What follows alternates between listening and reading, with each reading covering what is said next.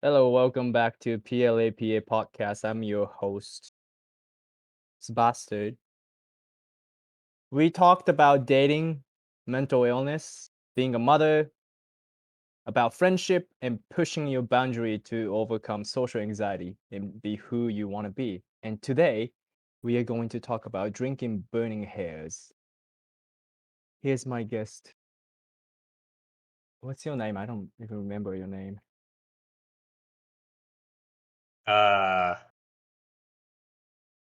it's not really of consequence. I'm just so happy to be here on P.L.A.P.A, clapping it up with all the My friend, plaps. So let's get clapping. uh, he's my friend. He's a famous flat earther known in the community, very famous, and we're gonna talk about that.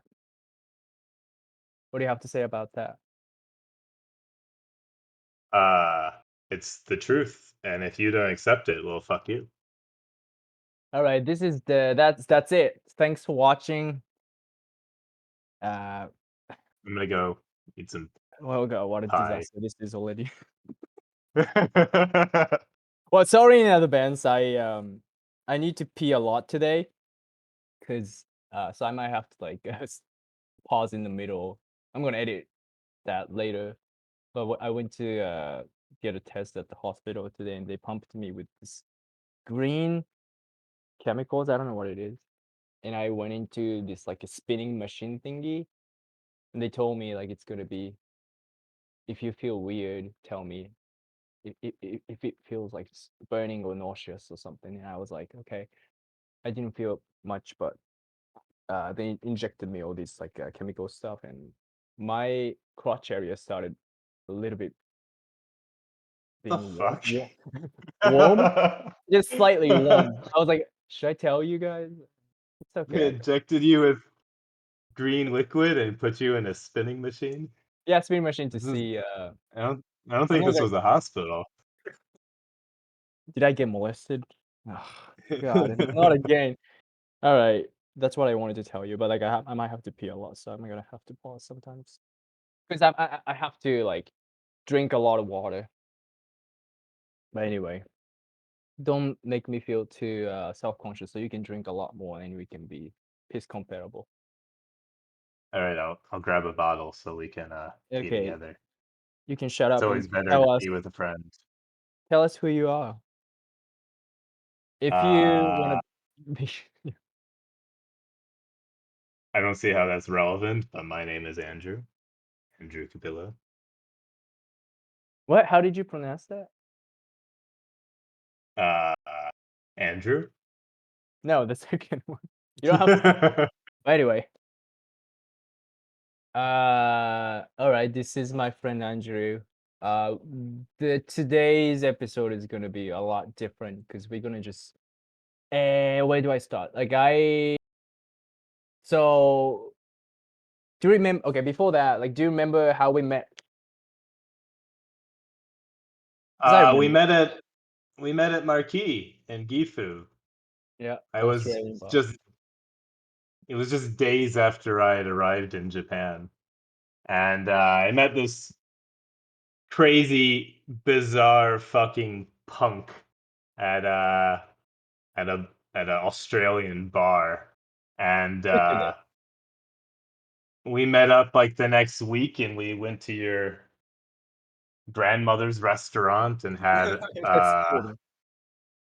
jellied potato. What? We You ate went up jelly to potato? the Buddhist graveyard where your Yeah. family grave is, and hung out in the graveyard as people do. Sounds about right. But do you remember who took you to the marquee? I don't know. It's too long ago now. I remember like how we first interacted. Do you remember that? Yeah, we were on the second floor, right? Yeah, and you were sitting And there. you were wearing your pink thong, and I was looking dashing as always. Like you told me like, oh, I don't know. Like I saw you and you were like a obvious metalhead with Slayer shirt or something like that, hoodie. It was Uh very subtle.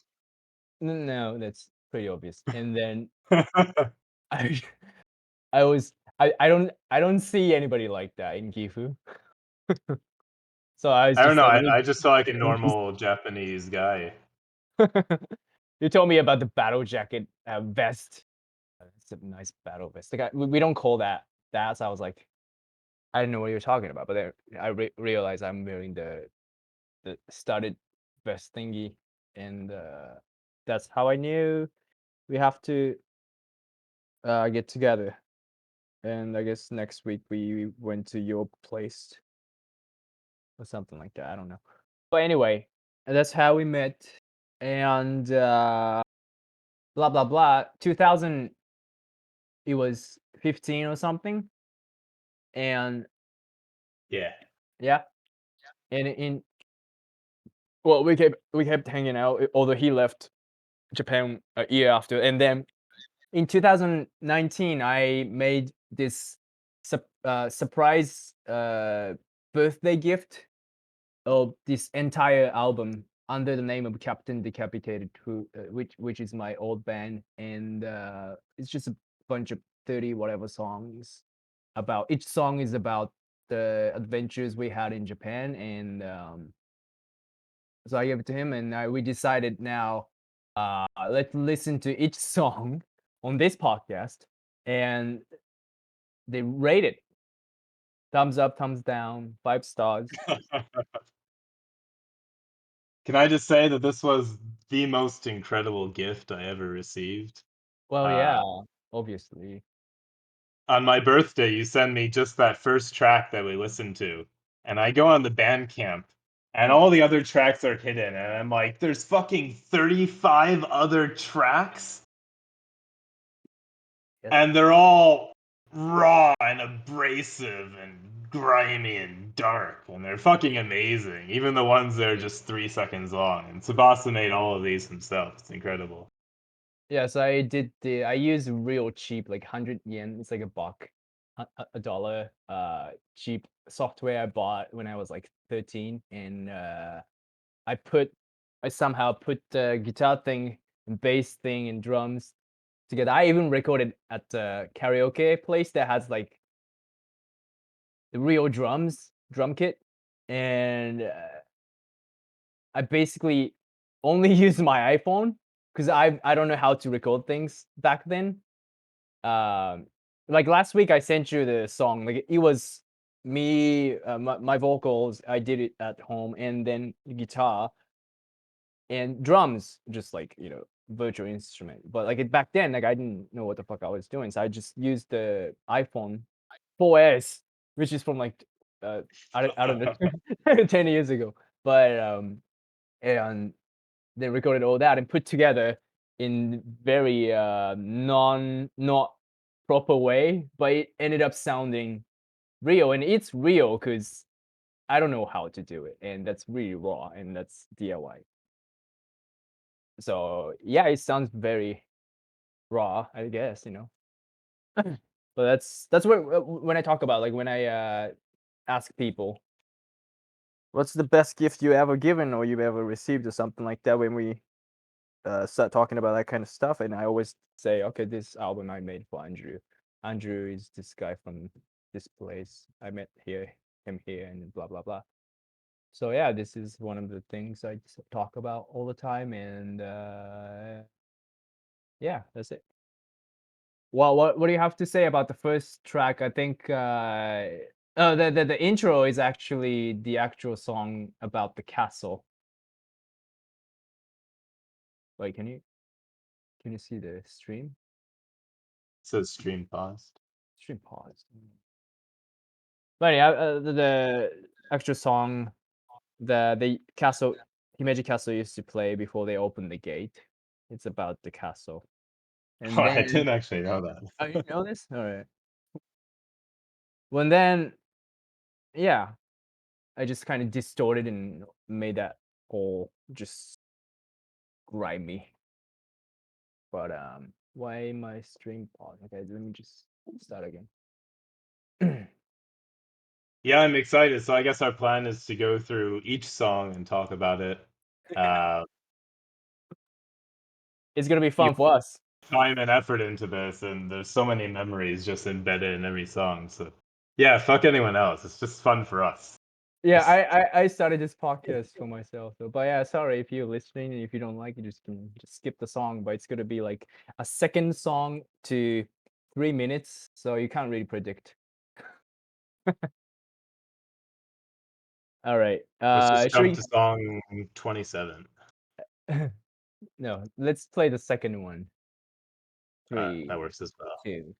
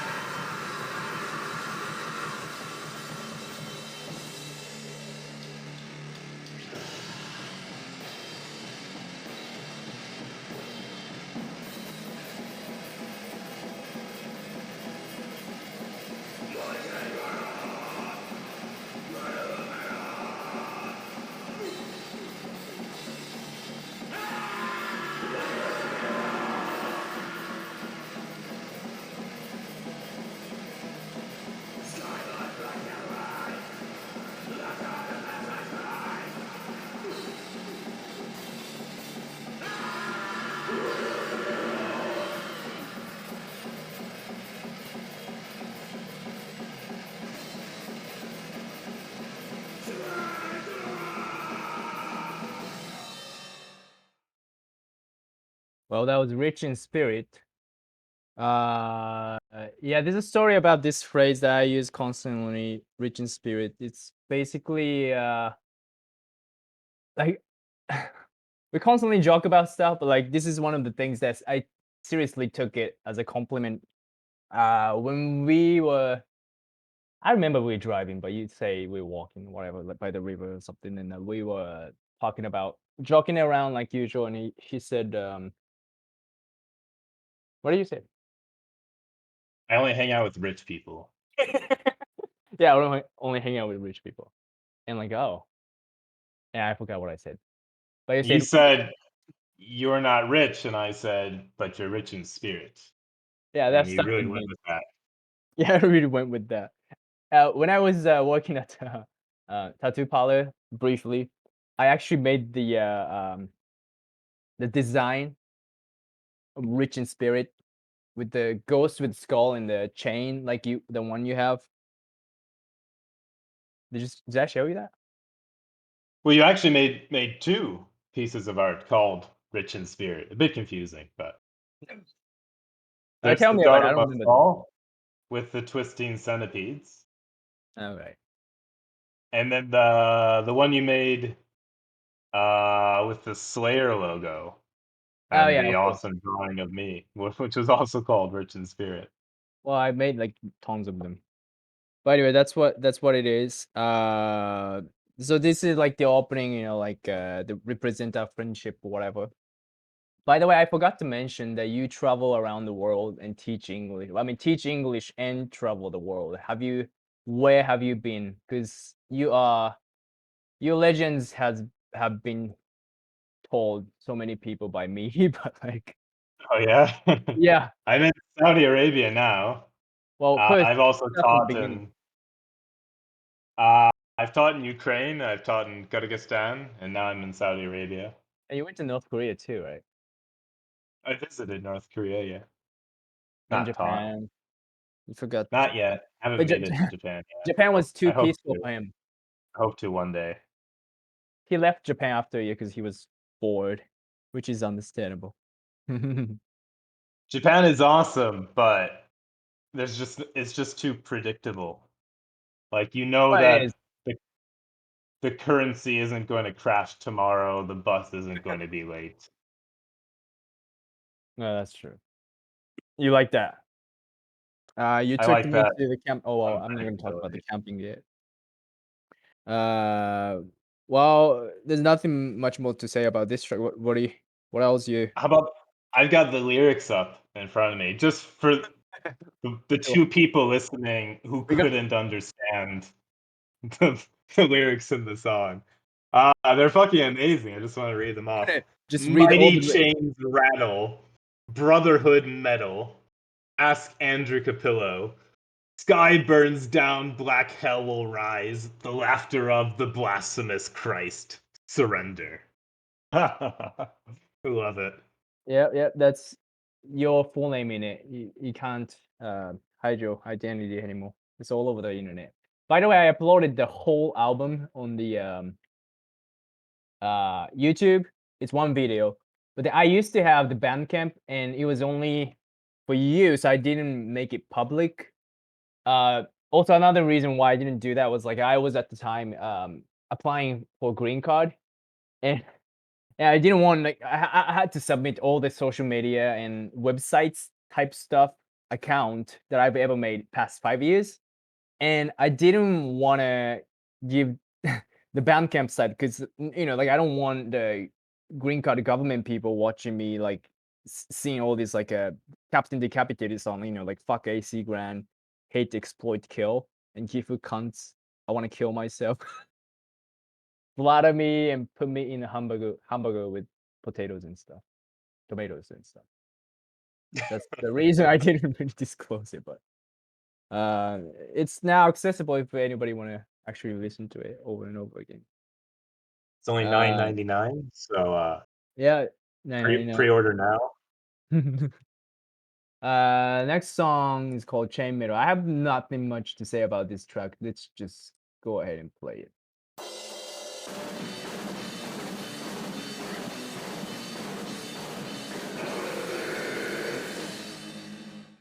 Welcome back to P.L.A.P.A podcast. That was Chain Metal. We're clapping it up with some nice metal music. That was bite size. It was good. There's no story behind it. It's just like a fun song to play. Let's go to the next one. First was Holy Wars. There's so much to say about this one.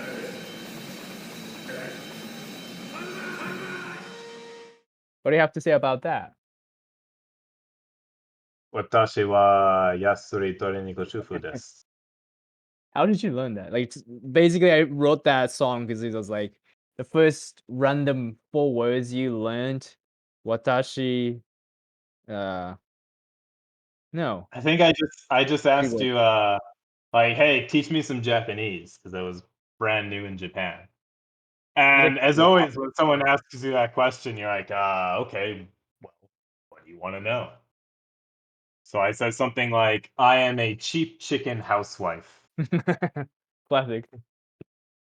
Yeah, basically Watashi that. wa yasuri toriniku shufu desu. Also, you didn't need any remember, like, you didn't have to study Japanese like you were studying Ukrainian in Ukraine and, other places, I don't know, but you told me you didn't have to study Japanese because I was, like, pretty much a translator from the week 1. Yeah, everywhere I went, I just had my boyfriend Tsubasa do all the translating. It was fantastic. Yeah, yeah, yeah. You didn't really need it. I help people with it all the time. Um, yeah, you you didn't really learn anything. Make up So words. everywhere we went in Japan, all I knew was I'm a cheap chicken housewife. I would use Yeah, that you just repeatedly to everyone that we met. it's an icebreaker, like, if you go to a bar together or something, just people out talk to you or something like that. "No, watashi wa cheap torinikushu." Alright, let's go to the next one. Kamikochi Death Camp.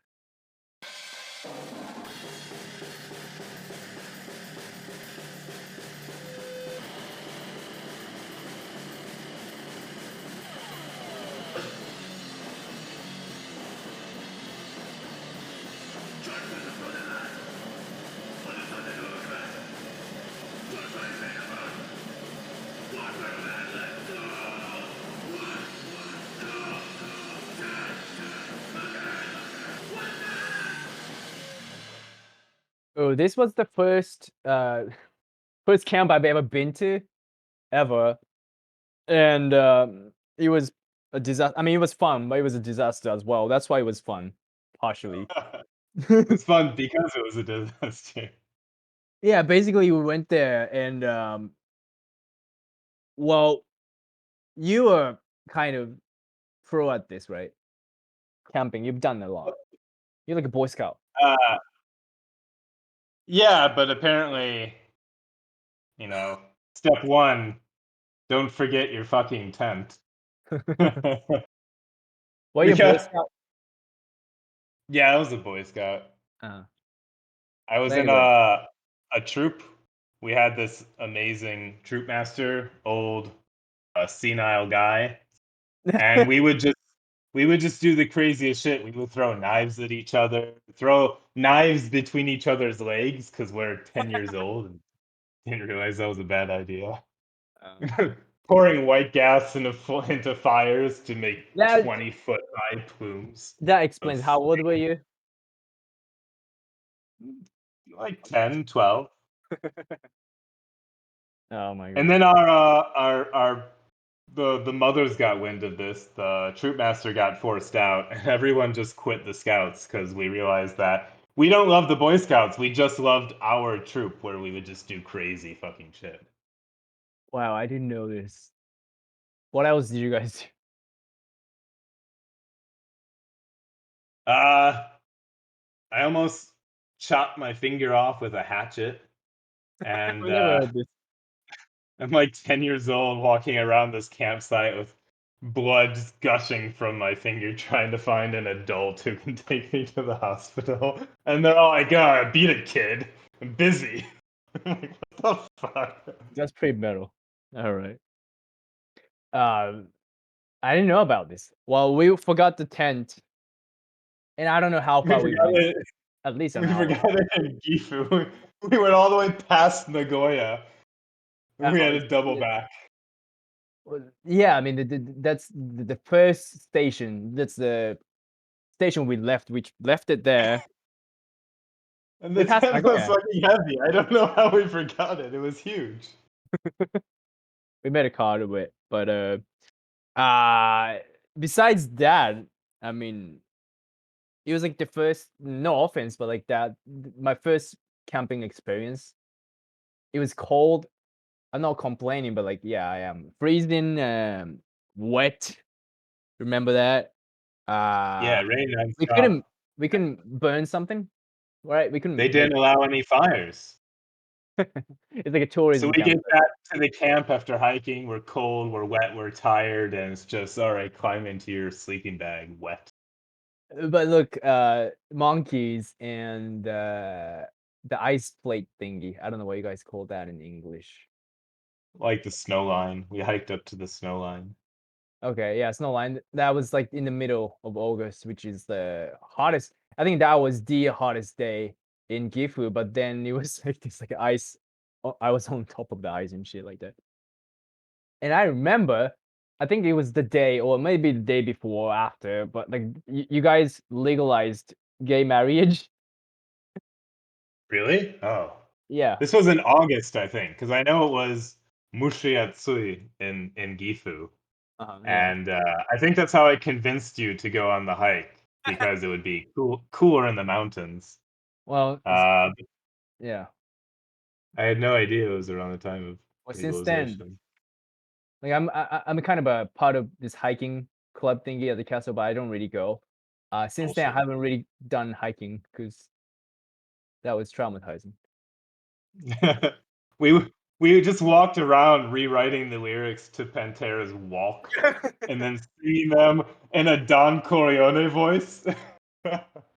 We have the What? song What later, did you like say? yeah, we have the song about it later. Uh, yeah, basically, so we went to this frozen land and we're alone and we drowning in the mud in the tent, and we got fucked by the storm and wet, cold, and monkeys in tent. That was the whole lyrics. That was easy. Let's go to the next one. Scott.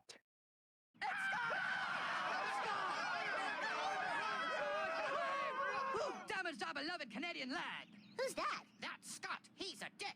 Aha! Americans! I should have known. You think you're the police of the world. You think you own Canada. Well, you aren't welcome here. Get out now! God, what a dick. It's gotta be one of my favorite songs. Watch YouTube block this video for copyright infringement. Sorry? YouTube South Park. has like an algorithm that checks your video for copyright infringement. Well, I know, like I post a lot of cover songs, and then they're like copyright claim. You know, I know that, so I just started writing. Like, I'm not her. I'm not Angel Olsen. I don't have the long hair. I didn't do this, do that. That's why I don't know. Like, Just a South Park stuff. disclaimer: we are not Matt Stone and Trey Parker for vigilators out there listening to this track. Yeah, just so you know, I'm Actually, not a Trey I am Parker. Matt Stone. Yeah, we are actually. He The, is Trey Parker. if you are a South Park maniac like me, you know what it's from. A Canadians. lot of these songs are about South Park. A lot of these songs are about South Park for sure. And I was like, I always tell people, how did you learn English? And I always tell them, which is not entirely true, but I tell them punk rock, porn, South Park, and Trailer Park Boys. And they're like, oh, that's pretty horrible. Gives you a good, Experience. balanced, well-rounded exposure. Yeah, I kind of skipped all the part that I had to study sitting down and talk to my friends over years. I just tell them porn in South Park. They learn all the important stuff, like Scott's a dick. Exactly. I went to Canada and like I didn't know how to say like a refrigerator or vacuum, but I knew how to say cremation and the vivisect and stuff. Decapitated. Decapitation. Yeah, decapitated. Um, so South Park is one of those things, and nowadays I use a lot of stand-up comedy, but back then I wasn't really good enough, so I was using all the shows. But South Park is still pretty fast for me to catch what people saying because they talk fast and in high pitched voices. Which which one is your favorite episode? Favorite episode. It'd have to be one of the early ones. Probably um, the Loch Ness Monster episode, What? which we'll come to for another song. What monster? Loch Ness Monster. What is that? With the chef and chef's mom? Yeah. Ah, okay. Well, mine's gotta be I don't know if you know this. Well, there's a bunch, but like it was first thing that comes to my mind is Simpsons already did it. You know that one? Oh yeah. Oh yeah. When the boys make their teacher uh drink sea people and they mix up with semen and they blame themselves because she died of semen. Oh, the teacher with the lazy eye. Uh-huh. Yeah. And she died after the episode. She was annoying. But that Oh, might be it. good. Fuck her. Yeah, fuck her. That I yeah, liked mm, Lemmy Winks. that's interesting. Your The taste is hamster yeah, I know. with Mr. Slave's ass. Lemmings, Lemmings. Lemmings is also, you're the one who showed me the Team Pokemon episode.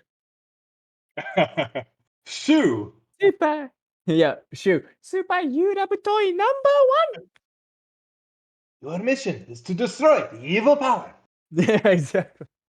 I was like, this is the best thing ever. So since then I started doing the Japanese voice to people, and it always crack people up. If they're native speakers, they understand what I'm doing. So I do that. Thanks to South Park. All right, next song, Calendars. All right, welcome back. That was Calendars, parenthesis 3 calendars. What is that about? I thought it was about the Nepalese restaurant, but no, like that's the birthday gift you gave to me. I don't know when. So 2019. this album that Tsubasa recorded, which was a fantastic birthday gift for me, was just part of a, What? a ramping up of gifts that we started giving each other. It started with art, and then it got more and more complicated. So How do I top this that? was my gift to Tsubasa the year before the album. Uh, I printed a calendar called the Year of Fuck You, and I got all of his friends to flip besides off the camera, to take a selfie flipping off the camera, and then printed it into a 12-month 2019 calendar. yeah. And all the months were like, instead of April, it was like April fuck a duck. May a flying fuck. Nova fuckity fuck. I had so much fun making that. You even had Jake and Yuki, which I'm gonna mention later because we have a song about her, with them too. But Jake uh, Shades and Yuki, yeah. Elise, Rory, James, Kaylee, Elise, Dax, Sam, Luke, and then Luke. also the whiteboard drawing that we made at the Toecho house, like at a party, and it was just everyone drew someone else with giant fucking tits. You're gonna get the show to respond because he didn't understand your English. I sent Shaw a Facebook message asking if he wanted to be part of it, and I don't think he got it. He was never in it. Sorry, Shaw. Sorry, show. You're not in the album either, but thank you. The three calendars is because he tried to print one, but he ended up printing three and sent it to me. All of them are slightly different in a way that he had to fix the typo and shit like that. But they Yeah, I printed all of uploaded them. it to this website, Photobox, and I realized that I didn't do margins around the pictures, and I didn't want them to cut off the edges of the picture. So I canceled it, submitted again, but I had the wrong address. I canceled it, submitted a third time. Only then did I find out that Photobox outsources their printing. So even though I canceled it and I wasn't paying for it, they printed all three calendars and mailed all three calendars to you. Three for the price So of one. exactly. So therefore, in my living room, there were three calendars, and people every time visit us ask me like, why there are three calendars? Well, it's just yeah, that's a song about that, and it was a great gift too. Um, and next song, the title is longer than the actual song. That bald man on the stool holding a pair of sticks and yelling something I don't understand. I don't even remember writing this shit. Let's play it though. Hey, welcome back. That was a song about Dax, which used to be our drummer in my Captain Decapitated band, and he's a great drummer, but like he used to do this thing that he says something funny and he yells something at the crowd, or during the practice he says something real like loud and like "Blah, blah, blah, blah," and people laugh, but like I didn't. Well, if you speak English, but I didn't know. So that's the whole thing about this is he's on the bald guy is sitting behind me, behind the drum kit, and he's yelling something I don't understand. That's it. Shout out to him though. Fantastic. He's Shout out okay. to Dak. I don't know if you know this. Now he's doing like he's not in the band anymore because he has a kid. He had a kid and stuff like that. But then he now do like this art project called Drums of the Serpent. Have you heard of this? Yeah, he was doing that when I was in Japan. He made some Really? pretty sick artwork. Well, I want to give him a shout out in the. Well, you can find him on Instagram, and he has like an Etsy shop. But basically, what he does is he's into like I don't know what. I'm not really a nerd. I don't know what it is, but like Marvel type superhero stuff. and he does his own style and drew Spider-Man and I guess Superman and shit like that. So if you're into that kind of shit, then check him out. But And if you want to buy an NFT of Dax's artwork, I'll be selling it for 1,000% markup. what is it? So there's that to look forward to. What is NFT? It's non-fungible token. Basically, you can take a picture and put it on the blockchain, like crypto, Yeah, I'm so too. that this one picture is verifiably unique, and then people sell them for crazy amounts of money. But a lot of it's just stolen artwork anyway. Yeah, I don't got any of what you said, but uh, yeah, check out. If sorry to kill your joke. Get it. That was Dax. He was always nice, but he yelled all the time, and I didn't understand what he was saying. I was gonna have him on the podcast, but he's probably busy. Before I left Japan, uh, we undertook this massive effort to create an entire 52 car or 54 car with the Jokers deck of cards. Oh yeah. The playing cards.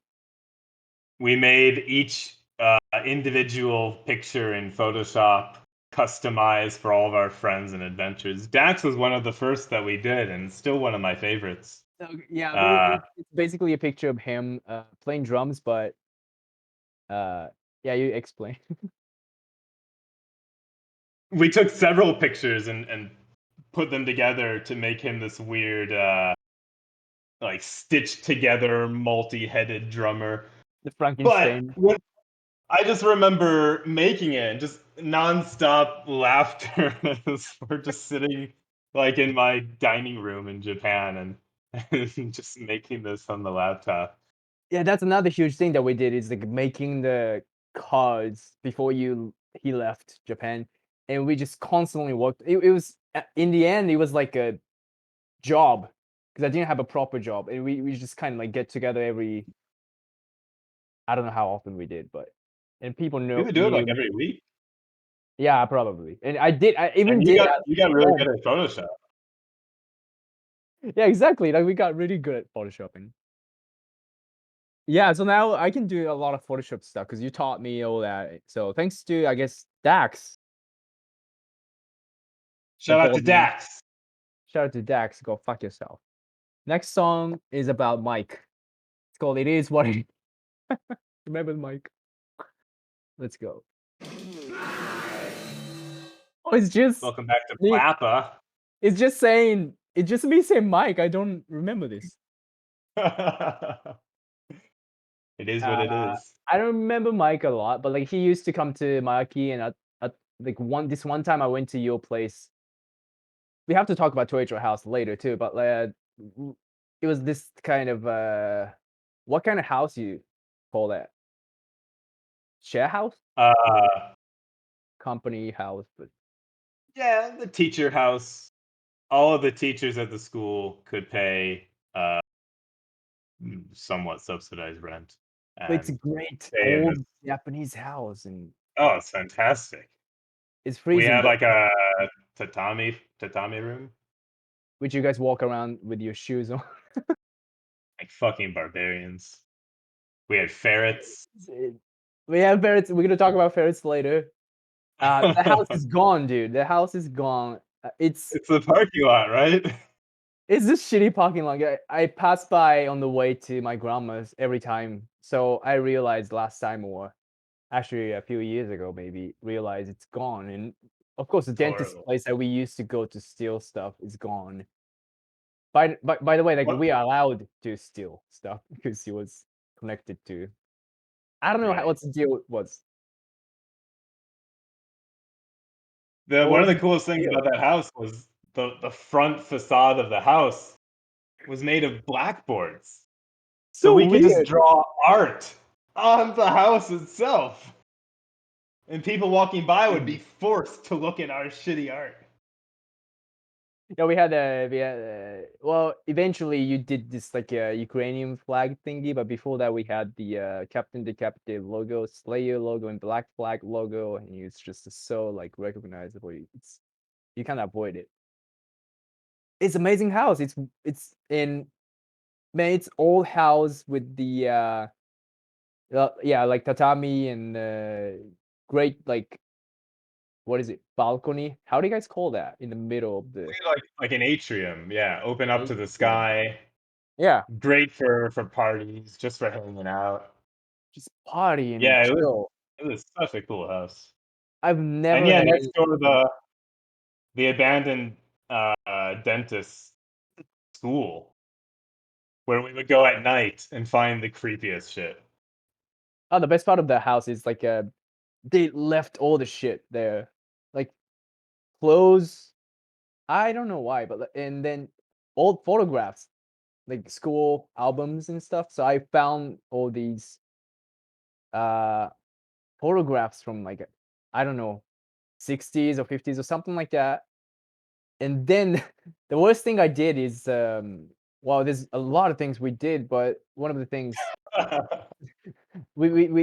I found this mokugyo. Mokugyo is a percussion instrument for The monks. religious drum. Yeah, it goes like you can hear the well at I don't know, I'm not really good with the Buddhist stuff like but like they play it when It's like they a wooden say gong. prayer. Yeah, yeah, exactly. And it's kind of no to use it as like recreational. We So I found two stole of them, that. right? Yeah, I gave you the what? bigger Really? one. Okay. Well, Yeah, I took the smaller one.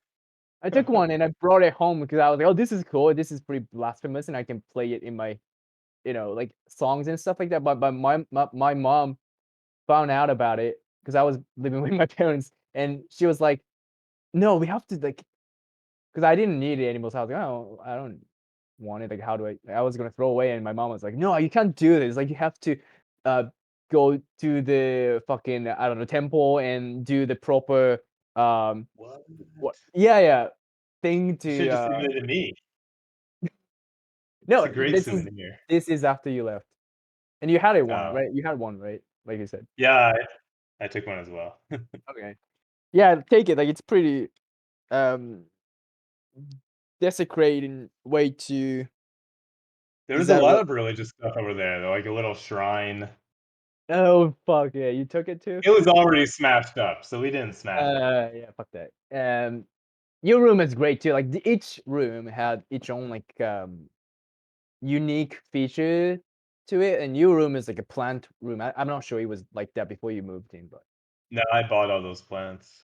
yeah your room is pretty good and I think James' room was like had like a loft and a tall bed and it didn't look like real Japanese house but then you go outside in the living area with a bunch of people can hang out kitchen and that was like the Japanese house, but each room was renovated and it was amazing. But then somehow it's taken down because I guess the owner, I don't know if they still exist. I think they exist, but maybe they moved around because the owner's wife passed away or something like that. Yeah. But oh man, I've never had so much fun in my life. After the Toeicho house, that was great. But we going back to it is what it is. I started talking about the house because I went there one time and this guy who used to come to Maki was there. His name is Mike, and he just kept saying like, "It is what it is." And I don't know where he's from. Like he had a Catchphrase. huh? His catchphrase, yeah. It's his catchphrase. And he had this huge fucking like chain necklace with the golden Jesus on it.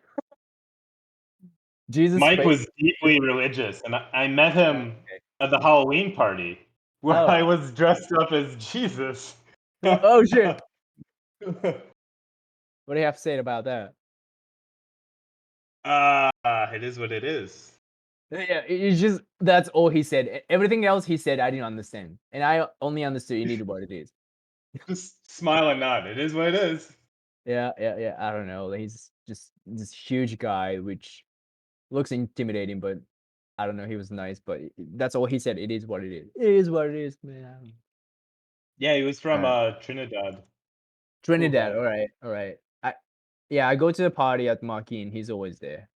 But he was never at acoustic shows. I used to do every Friday acoustic show, and that's where I met Andrew. Actually, that night I was like playing my song, and Jake Shays and Luke too. So that's important to Yeah, mention. I would go as often as I could and listen to your music because that was the jam. That was good times.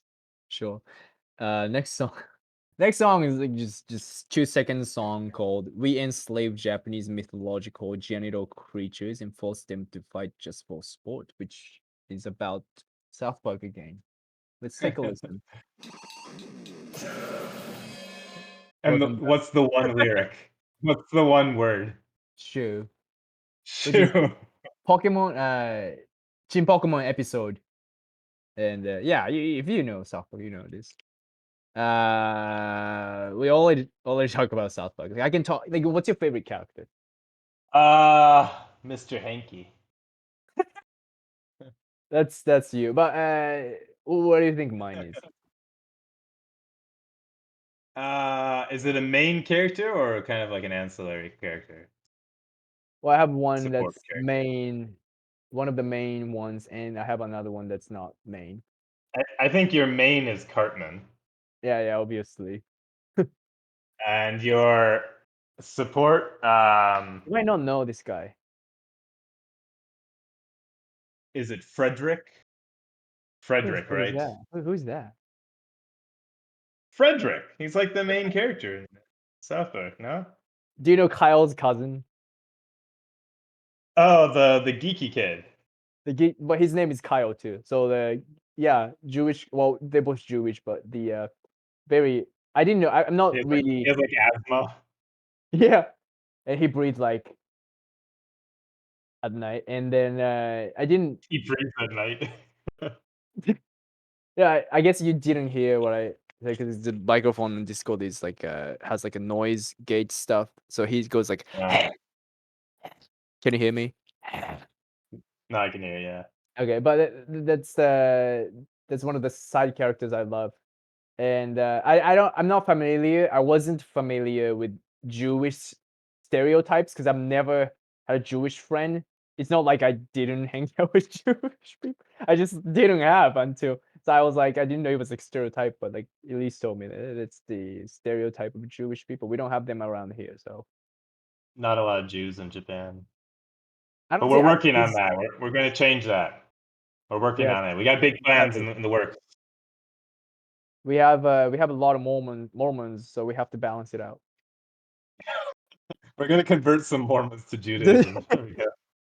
like I don't know. I I also love the forest friendly furry folk or whatever they're called. The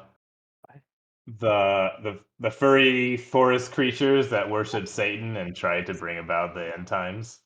Yeah. Those ones. I can see why you like it. Uh, Really? yeah, obviously. So it was Shu. Oh, the next song is about this.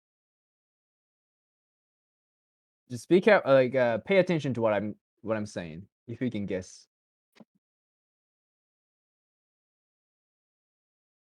I think the audio is pretty shitty. I don't think people can hear what I'm saying. But I said "fuck you," and because 4 second song, and there's a lot of stories. We are still like already. I don't know. We're still at 11. No. Out of Yeah, 36. still 11, number 11. But we have like 20 songs to go through. Deity Welcome back to Warland, P.A.P.A. We're clapping it up here. I'm just clapping it. P.L.A.P.A. I didn't intend to like make people call this P.L.A.P.A. because it sounds lame, but it's P.L.A.P.A. Podcast listeners are pretentious assholes. But like P.L.A.P.A. sounds. I don't know how does that sound to native speakers? Is that I like cute? it. I like Oh, okay. P.A.P.A. Sounds kind of Somebody, silly. yeah, right. Sounds silly, but whatever. It was like so. Sekigahara. If you know Sekigahara, it's a city that long time ago had this huge wall, like samurai wall, and they made a theme park. I mean, I say theme park, but it's just a bunch of statues. And we went to that place for fun, and we found Buddha. And I think the Buddha statue had middle Black finger. metal Buddha. No, fuck you, Buddha. Yeah, we call it that. I don't know. Yeah, they called it Black metal Buddha. Black middle Buddha. We Yeah. added the middle finger. The Oh, Buddha okay. statue. Okay. Didn't actually have. Well, I feel like they might have. But yeah, Buddha. I took a picture of with middle fingers. Oh, And that was good. Battle Buddha. That's what we called it. Black metal monkey and Battle Buddha. Black metal monkeys from the camp and battle. Okay, battle Buddha. What was the weirdest place you've been to? In Japan? Okay, let's go with Japan first. Well, Sekigahara Warlando was so cool. But the same day we found this like abandoned Buddhist amusement park Oh, yeah. In the elevator. that we jumped the gate and Yeah, I remember that. like there was all these danger warning forbidden signs and we just walked past. Okay, I And remember. it was just Yeah. some guy in the 70s started hand making all of these statues. It's well, you're talking about the wall line No, this was the gallery. after the Warland. The same day we went to Right. the abandoned Buddhist amusement park. We just okay. We just drove by.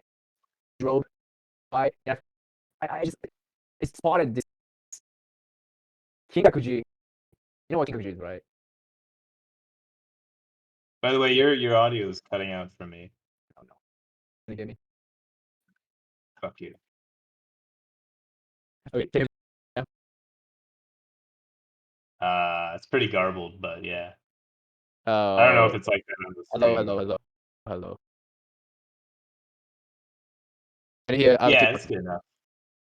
All right, we can restart if this cuts off and stuff like that, and I can disconnect it later. Just start from the beginning, yeah.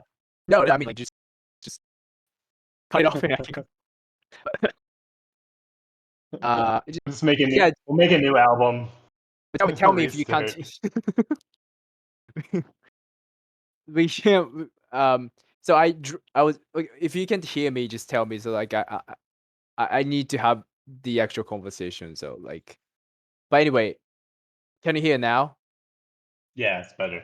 And we drove by this place, and do you know Kinkakuji? Kinkakuji. That sounds familiar. Yeah, that's the gold temple in Kyoto. Ah, okay, yeah. And I saw it in Shiga. Some dude made the whole like Korean looking temples and his own garden. I don't think he lives there because there's nobody. No, it was all abandoned. Oh, it was abandoned. All right. Yeah. I still see that on the way to Himeji on the way to Gifu. And also we went to a pachinko that day, huh? Yeah. Yeah, it was just next door. And you we tried got to- your car stuck. That was the Yeah, same day. Exactly. That's a lot of things happening. Well, first of all, the pachinko place, we went there because he wanted to try the pachinko, but then we found out you at least need 1,000 yen, which is like $10. So he was like, Fuck that. yeah, you didn't want to do that. So we just like had to get the most out of it. So we just stayed there for a while to get the free massage from this chair. Remember that? I just remember it being incredibly noisy, but I guess that's every pachinko place. That's what the pachinko experience is gonna be like if you go there.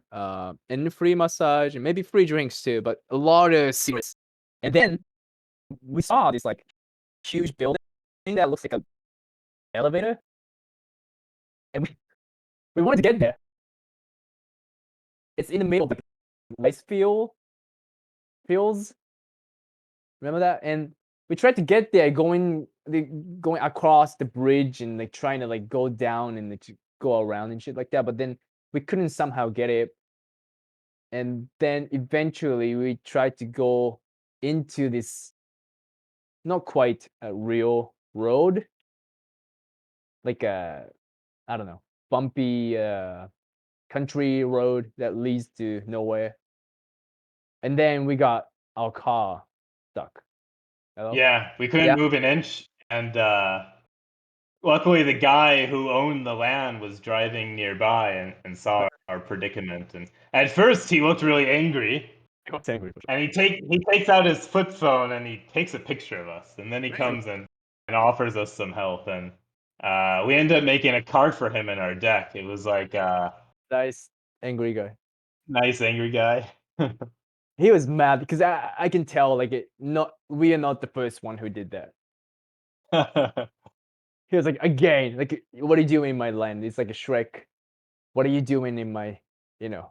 Everyone's drawn to this giant elevator, like flies to a light.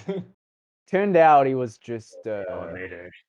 elevator. I don't know what it is. Actually, I searched if I forgot. Let's keep it as an elevator. I remember there That being was a sign, and the sign said elevator, and no other details. I don't know that. And we didn't know, was it like an observatory overlooking the lake or some sort of factory or tourist attraction? I don't know. Just an elevator. I mean, I think I knew it was like gonna be like a factory and a company that we can't get in, but I wanted to go there. But then we went to the Lake Biwa.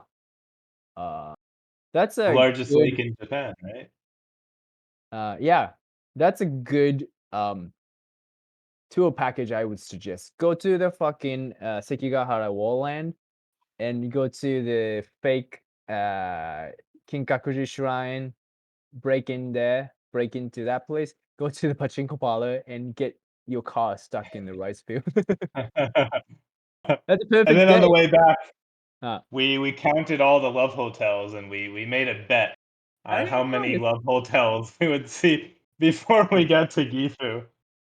Yeah, I there's think there was something like 15 love hotels on the road. I moved to Himeji and then I lived in Gifu my whole life, but I didn't realize there's no many love hotels, not like everywhere. How many people cheating Yeah. their wives?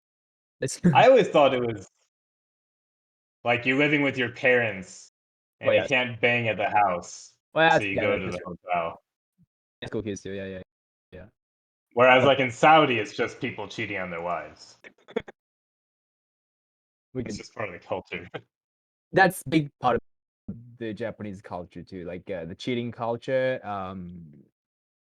Yeah, we're not gonna get into that, but there's a lot of that in Japan too. So, all right, let's dude, check this out. Let's do literally everything to each other.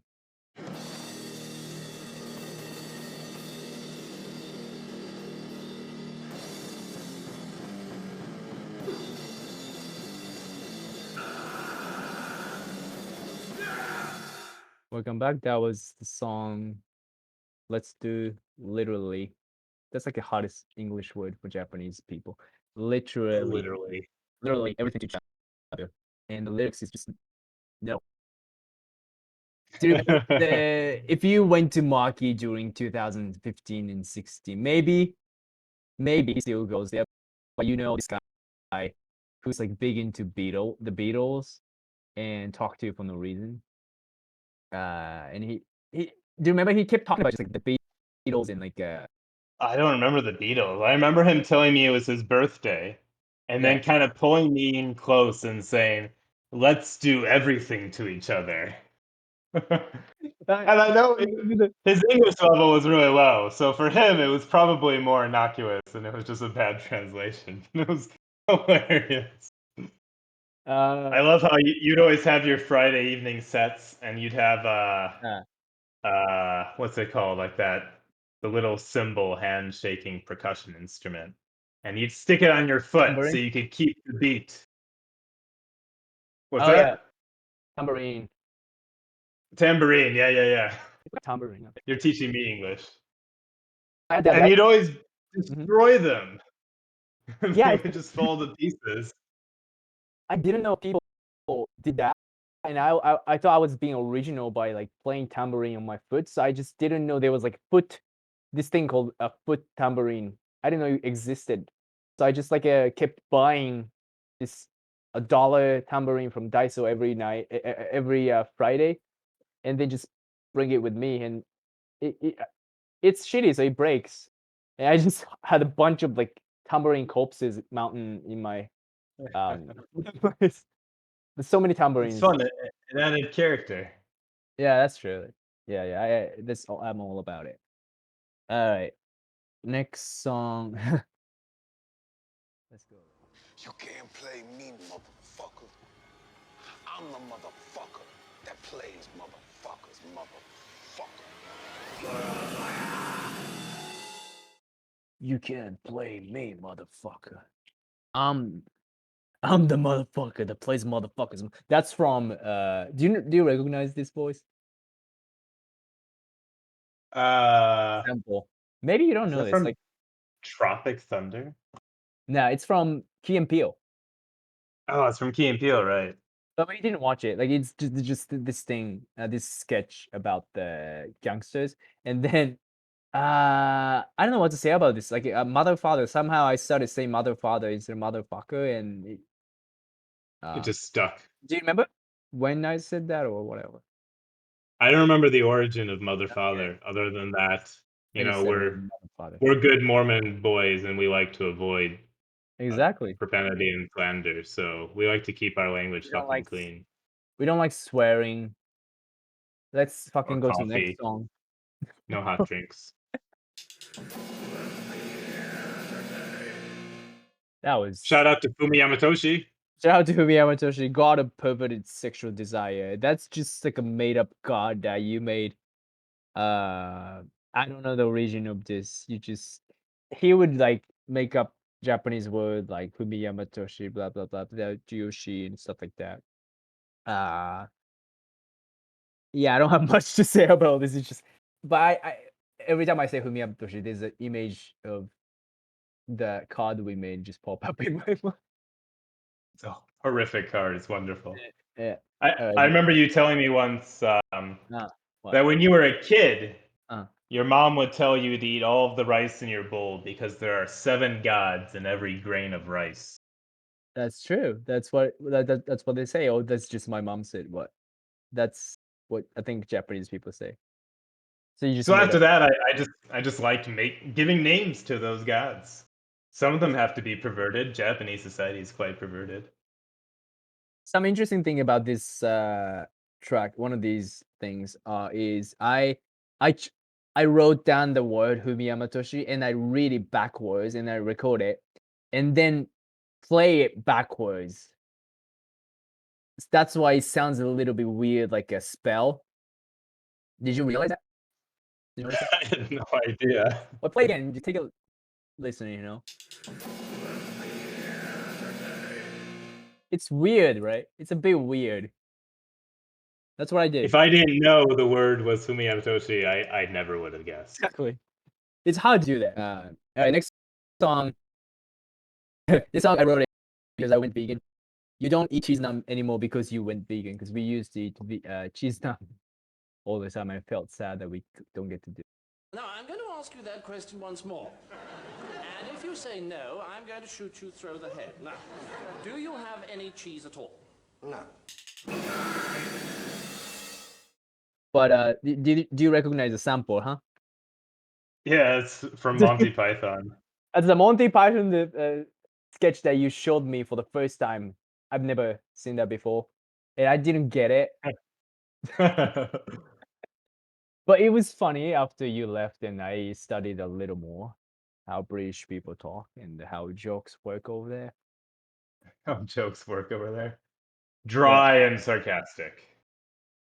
Yeah, and British people always say their jokes is the best. I mean, I watch a lot of stand-up, but I don't really understand like British stand-up. I wish I could, so I'm pretty sure I would love it if I understand the references and all that kind of stuff. Do you watch British stand up? Stand up, not so much, but I do love the old, really silly British comedy like Monty Python or Monty Python's Blackadder. pretty good. Hey, I watched the all the movies that they made. Holy Grail, is that? Yeah, And the other one, what's it called? The Life of Life of Brian. There's a Life third of one, is The there? Meaning of Life. Huh? The Yeah? third one is called The Meaning of Life. Oh, I've never seen that one. But those two are funny. I just have to put like subtitles on. We used to watch a lot of movies together, and we'd find some pretty bizarre niche interests. Like I showed you Jan Svankmajer. We watched Otasonic. I knew this. I knew Jan Meyer before you introduced me, but I guess he was like Oh, you did? accident that you ran into. Yeah. Otasonic is what I wanted to watch since I was in high school.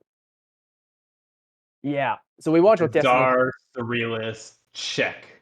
but I think you cinematography. found it and asked me if I and I was like, yes, I wanted to watch this for a long time. So you found it because you have this like a fighting illegal movie skill type stuff. I don't know what it's Pirating. pirating. I don't. Yeah, I Arr. couldn't find. I have to buy DVDs. That's what I did when I was young. I just buy DVDs and hoping it's gonna be good. Paying like $20 or $30 for a movie and just hoping 30 it's gonna be bucks. good. Yeah, some movies like DVDs like Eraserhead. I mean, I knew Eraserhead, but I guess I didn't. Well, we used to have the rental. We still do rental video shop, and I watched Eraserhead and I wanted it, so I bought it. It was like $30. Special feature stuff, but usually 1,000 to 300, 2,500 or something. Yeah, but still, it's a gamble.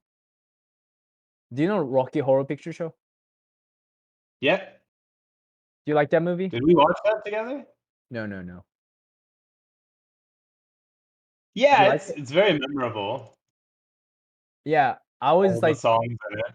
yeah, that's amazing. I love them, but like I was like, it was a gamble. Like, okay, this a lot of people talk about this movie. It's like a cult classic, but I need to buy them because they don't have it at the store, so rental shop. So that's what I used to do. You guys don't have that anymore, huh? Blockbuster type system. Nah, it was basically all killed by streaming. It's interesting because like, we still do that from the ancient era. Uh, all right. Next song is about gods.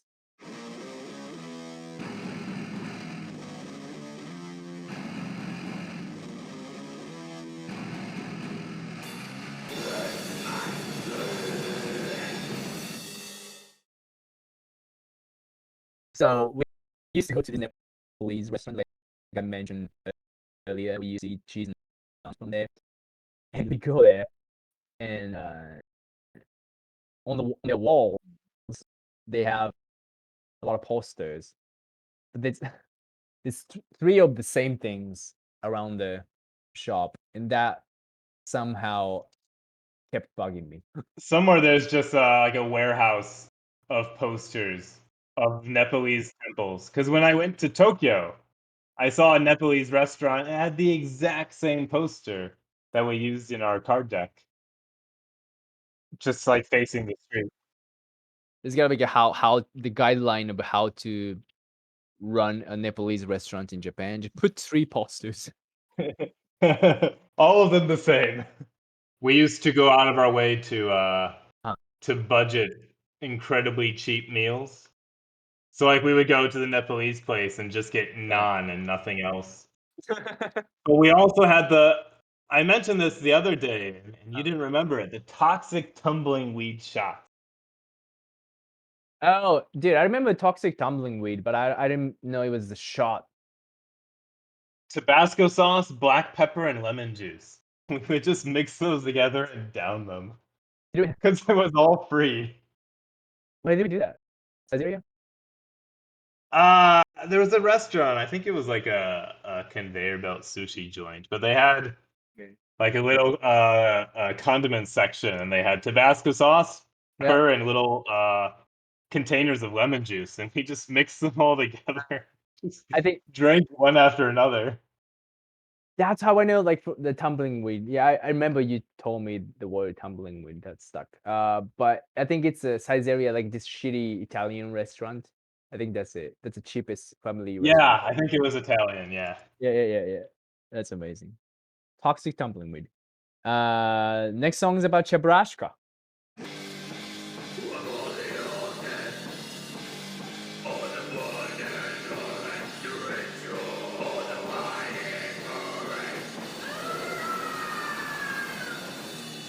That was one long ass song. Well, I love this song because Chebrashka has been pretty. Like I used to. I grew up watching Chebrashka, and only Japanese and the Russian know what Chebrashka is. I don't think any Americans know. If you're normal. Yeah. Uh, I had no idea who Cheburashka was until I yeah. started studying Russian. Okay. And then you are a huge Cheburashka fan, and I'm like, what? I was so confused that anyone in Japan would have any idea who Cheburashka was, but I guess it was on TV in Japan, the old Cheburashka shows. No, it was not on TV. It was just like everywhere. We have all these plushy toys everywhere.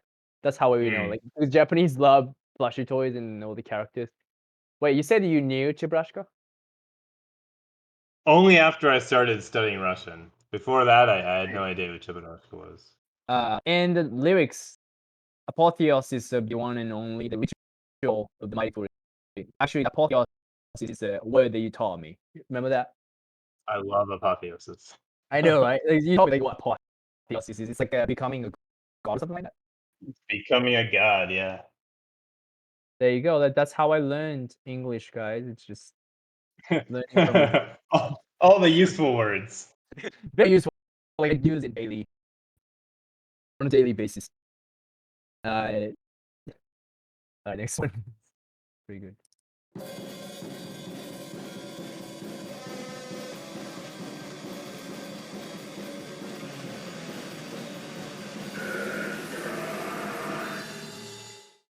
Disgrace to the podcasts of Henry Rollins.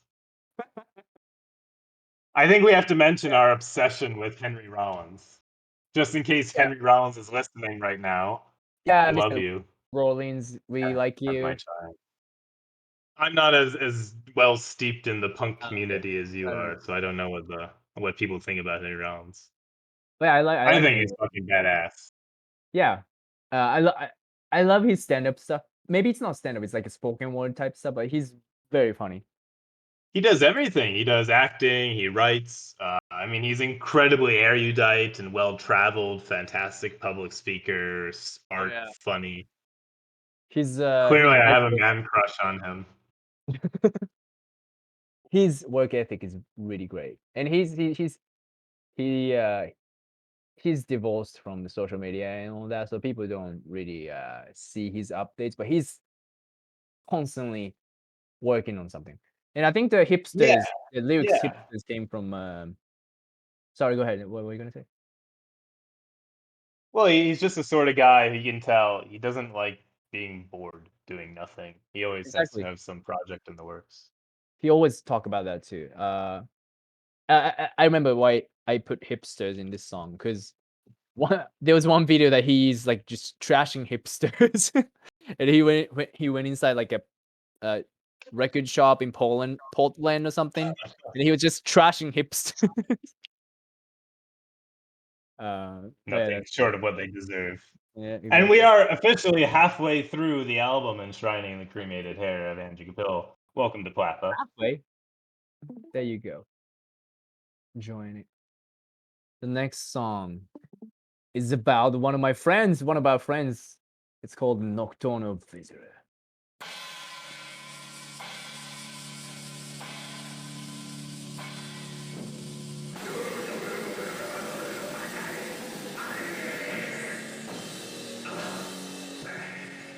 Is this what you're gonna talk about when we talked about the house?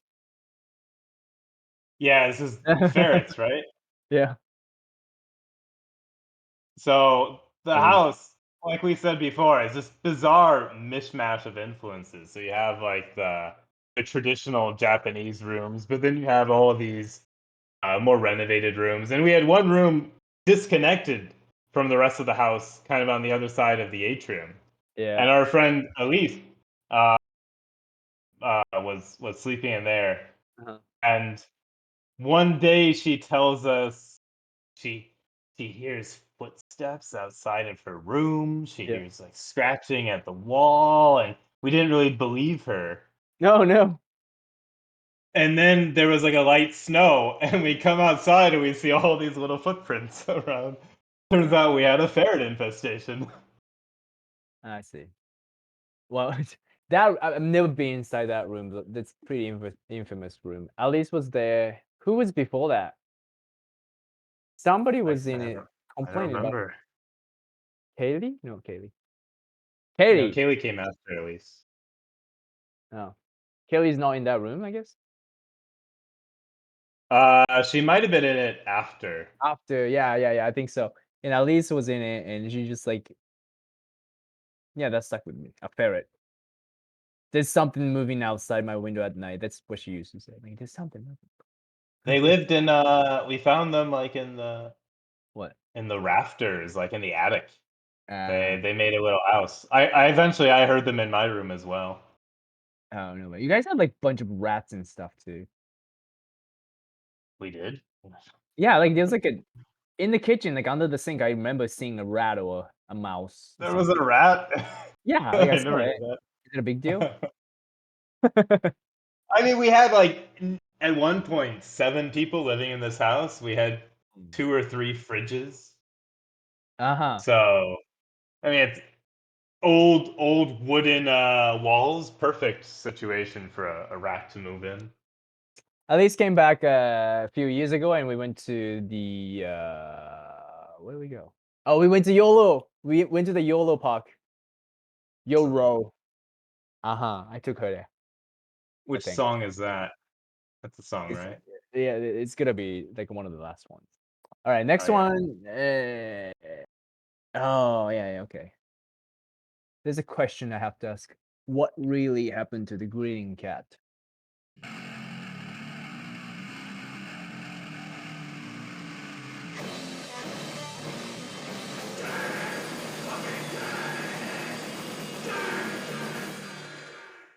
Yeah, so it's Yeah, about fucking dead. it's about the song that we wrote and we used to play. That might potentially, possibly, the most iconic songs that we played called "Hello Kitty is Dead." It's about that. It's just that's all, and it's dead. What happened to the greeting cat? Hello Kitty. It's fucking dead. Just a Captain Decapitated song.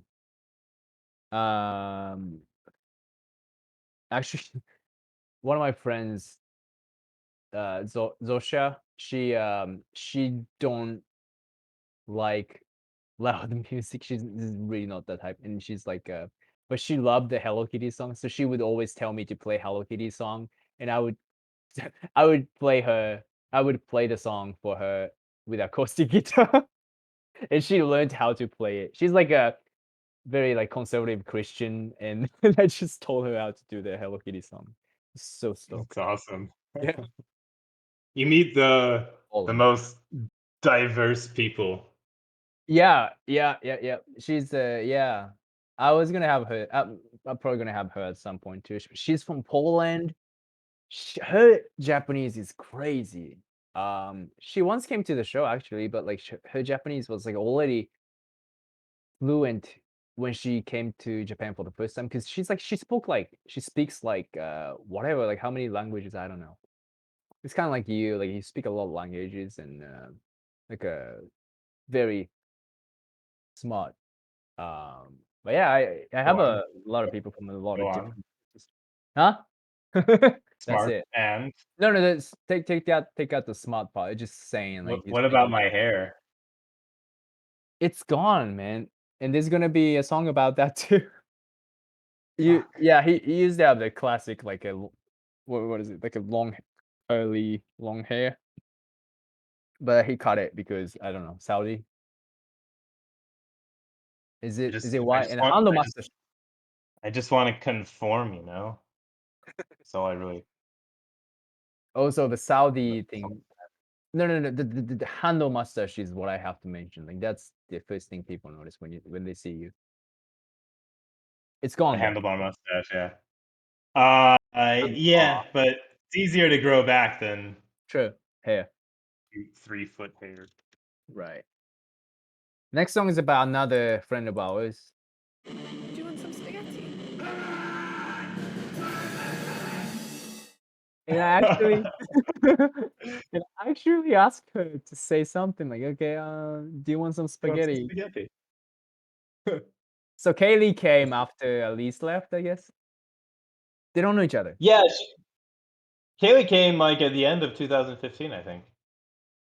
Yeah, she's still one of my best friends actually, because like she and you and not many people, but like some people um Name you, names. you well Marush a bunch of them already have been on my podcast. So you guys just kind of like when you meet new people and they're not gonna contact you unless you contact them. What? Uh you don't know. Like well you meet new people, make new friends, and some people you don't have to like even like play games or whatever. Like you don't have to you both don't have to make effort to do anything. You just kind of naturally hit off and talk to each other. It's not like one person is talking to other person. Otherwise, it's not gonna happen. Do you know what I'm trying to say? Yeah, I guess. Well, I have a lot of experiences. We're gonna meet people and then like they act like they want to hang out, but then I keep inviting them to stuff. But as soon as I stop, they don't do the same. So you guys one of these people who don't do that. So Kaylee is one of those precious people that I still talk to. And shout out to Wet Leg. Did you hear about Wet Leg? What? Oh, the band? Yeah, Kaylee's sister's band is going big. Stratospheric. Huh? They're playing in Japan, right? They're playing in Japan. So Kaylee's sister has been like a songwriter. Like she would write a bunch of songs during one trip to like a road trip or something like that. I heard about that, and she showed me some YouTube videos of her singing and songs. But then she was solo, and now she's with this another girl who's doing I don't know how to describe the music. Like yeah, I'm not gonna say anything because I don't know. So they're going big and they're on like a national television and shit like that. They're coming to Japan next year, February 14th. I think Valentine's Day, playing in Osaka. So I'm going Awesome. if nothing changes. Yeah, that's I'll crazy. try to go. And anyway, about Kaylee, she would always like share food with us. Spaghetti. Spaghetti or whatever she was cooking. Like and we share with her. Um is there any good Kaylee story? Uh, Actually, I was remember huh? Go ahead. Go ahead. Go ahead. I remember like the first time I met Kaylee, you guys had a party, like a welcome party. Do you know that? And I think that's the party that they took a picture of us, like you drinking the milk thingy that it's mixed with the plum wine, and I'm behind you holding a knife. Delicious. Huh? Go Yeah. ahead. Uh-huh. Yeah. And then there's a bunch of people in it. I think Rob was there, Jake Shiz was there, and one of them I think was my ex-girlfriend. And after the night, um after the night, you just told me like, hey, there was this like girl I was talking to, and she just asked. She knew I was your friend, so she just kept. She told me. So okay.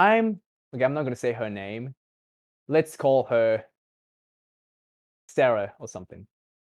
Hey, I'm Sarah, and you're like, okay, nice to meet you. And she was like, you know me, right? You hang out with Tsubasa, and you're like, no. And she was like, you don't know me? He doesn't talk about me? And you're like, no, I've never heard anything about.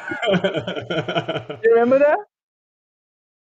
No. That was I mean, dude, like I was so heartbroken about her, and it was hard to get over her. So finally, I did, and that's why it was so funny to me that this whole time she was kind of um, uh, like caring, like hey, like he must talked about me, entitled. And I was Yeah. like at that moment, I was like a victory. 'Cause I was already dating, Elise, and I was like, "Oh, fuck her." It just, like, was so, like, felt so, good about it, and, you told me, "No, I just don't know." And Kaylee was working with her, and, I guess that's why I remember. I don't know why I talked about this. I guess Kaylee reminded of that story about that party. Uh, but yeah, it was really funny. Kaylee. Well, she was one of the sweetest people I've met, and you weren't here when this happened, but on one of my birthdays, she invited me, and she made this mochi cake because she doesn't, she knew I don't like cakes, like, uh, Western cake, sugars, creams, whipped creams, and so she made this like just small mochis and just like stuck fucking firework, and we just kind of blasted it. Like a It's birthday awesome. cake. Yeah, mochi cake. So shout out to her. She bought a house she now lives in Isle of Wight. You know what it is? Isle of Wight? Wight? Yeah, in the UK. Yeah. In UK, she lives there. So if you go there, visit her. On the Isle of Wight. Isle of Wight. Uh Next song, it has nothing to do with you. But I'm gonna play.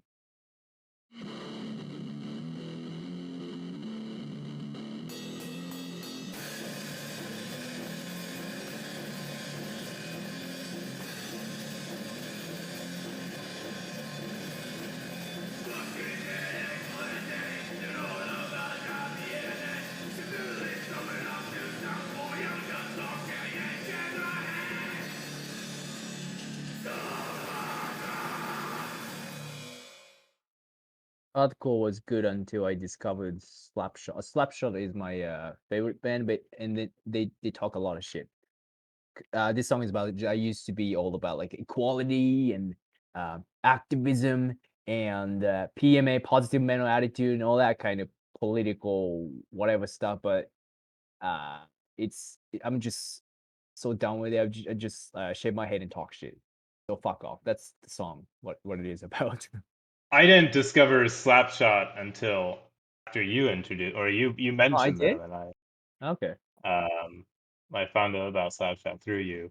What did you think? But What did I you? also found out about Uh-huh. Chromags through you, and I love Chromags. Chromax is a good introduction for metalheads to hardcore. It's like a crossover. Yeah, It's kind of like a suicidal got some tendency. like thrash metal elements. Yeah, thrash metal. A lot of thrash metal stuff. Thrash stuff is pretty good. Uh, Let me go to the bathroom and let's play El Poip Bach.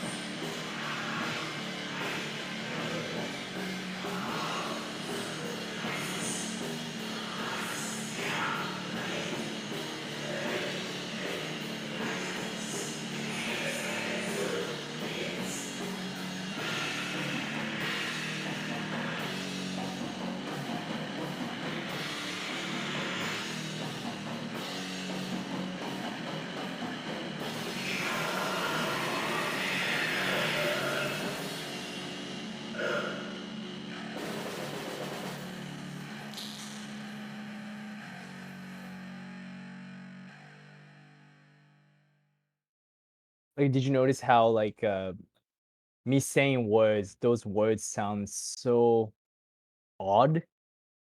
It's because I'm playing it Is this also backwards. recorded backwards? Yeah. I read it back every word backwards. It was like so many takes. I love the And attention to detail, though. yeah, I mean, I wanted it to be like sound weird because it's about crab people, and I wanted to make that atmosphere, but at the same time, I wanted to be somehow uh, recognizable. So tried a lot of things, but anyway, that was about crab people, which of course is from South Park. What's it called? I like how you took the South Park idea and then you turned it into this crab supremacy, genocidal crabs exterminating the humans idea. Oh yeah, for sure, dude. The master race. Master race. Yeah, master breed, hybrid mutant, crab supremacy, extermination. I think the Race. very first card that we made was crab people. Oh, maybe. And we just took a picture of some crabs and then the crab people from South Park. We put them on top of each other. Okay. It was very Yeah. simple. Yeah, crab people. I love crab people. That's one of the favorite episodes. Dude, another South Park. Oh, by the way, that song is probably my favorite because there's just a lot of efforts put into it. So I think it's pretty creative. Um, Next one, it's from your favorite South Park episode.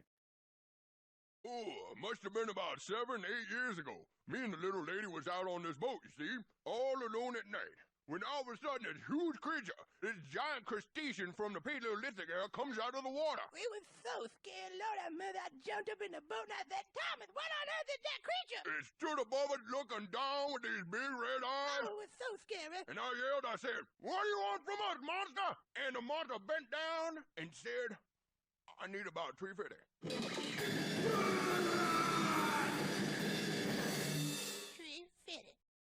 350.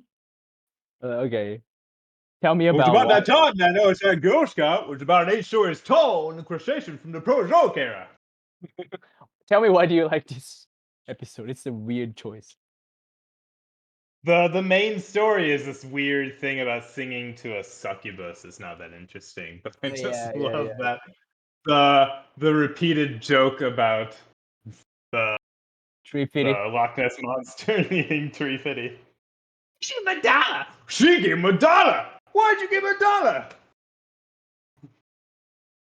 Just 350. 350. Can you hear me? Yeah, Okay, good.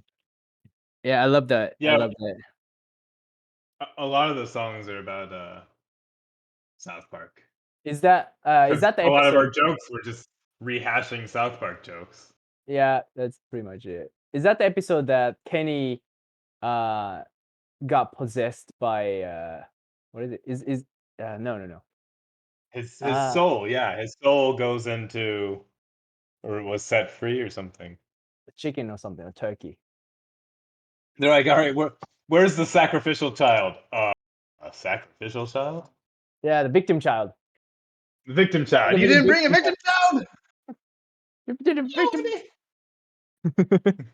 That's a good one. Early South Park before Chef died. And Yeah, when he died, why did they make him die again?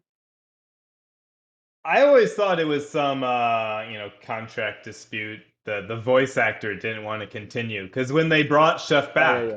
they were very clearly using recordings from earlier seasons. Yeah, and they made him into a pedophile. Yeah. That's a big fuck you. I love that. All right, next song is good. King Biscuit Bathroom.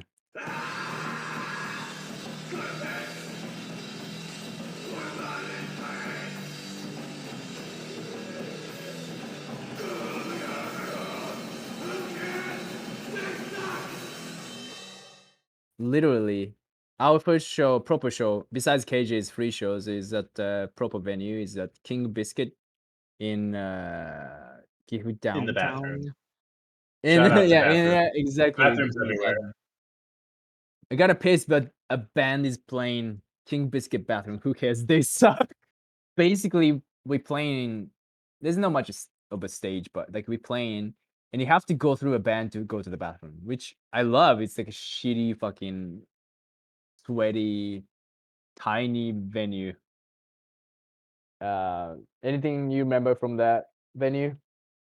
Well, part of the fun of these shitty little dive bars is the shitty bands that you make fun of with your friends. Like I remember the first band, it was like these two goths who used a drum machine and they sat and they looked super serious as they played. And That's Dax and awesome. I were just cracking up because they were so serious about their music. Yeah, that's good. Really, I don't Captain remember this shit. Decapitated kicked ass when you guys played at King Biscuit. That first show was so good. Everybody was like dancing and bumping into each other, and it was great. And you were at the second show too, actually, right? Yeah, I started a mosh pit and I banged into this old guy who started grasping his heart, and I'm like, oh shit, sorry guy. I don't Well, you want to signed up for give that. you a heart attack. You at the punk gig, you would sign up for that kind of stuff. Actually, but yeah, I It mean, was just Huntero and Hero and me banging our heads and moshing about. yeah, there's a video from the JJ second filmed it and Terry was jacking off. show. Who was jerking off? Terry was playing the bass, so. Terry was jerking off. Yeah, Terry, he I always. remember Terry had his original song, and I held up the lyric sheet for him while Yeah, he yeah, yeah. played. He wrote And a then original song. Elise had a song as well. Well, so what happened in the second show was he wrote okay, for Terry's story, he wrote the song, but he can't remember the lyrics. and he did, and he like prepared it, and he owned it, but like he couldn't still remember. We practiced a lot, but he still remembered the lyrics. So it made you hold it. And Elise's song is actually a cover of Bikini Kill. She just yeah, I just let her cover it. So that's it. And she after you left, we played at the bigger venue called Yanagase Ants, and she sung Hard Times actually. Oh, that's a hard song to sing. Yeah. Yeah. It's a good one. But yeah, King Biscuit Bathroom. That's one of the best shows that we've had. We didn't have a lot of shows, but one of the best. Yeah. Next song is about the show too, or the band.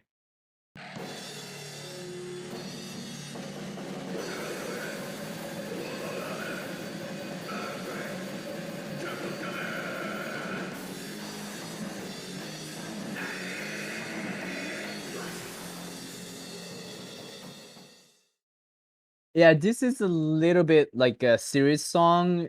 Something about the band that why we disbanded and stuff. Like I have a tendency to be like a perfectionist when it comes to my art. So I wanted everything like I made it to be.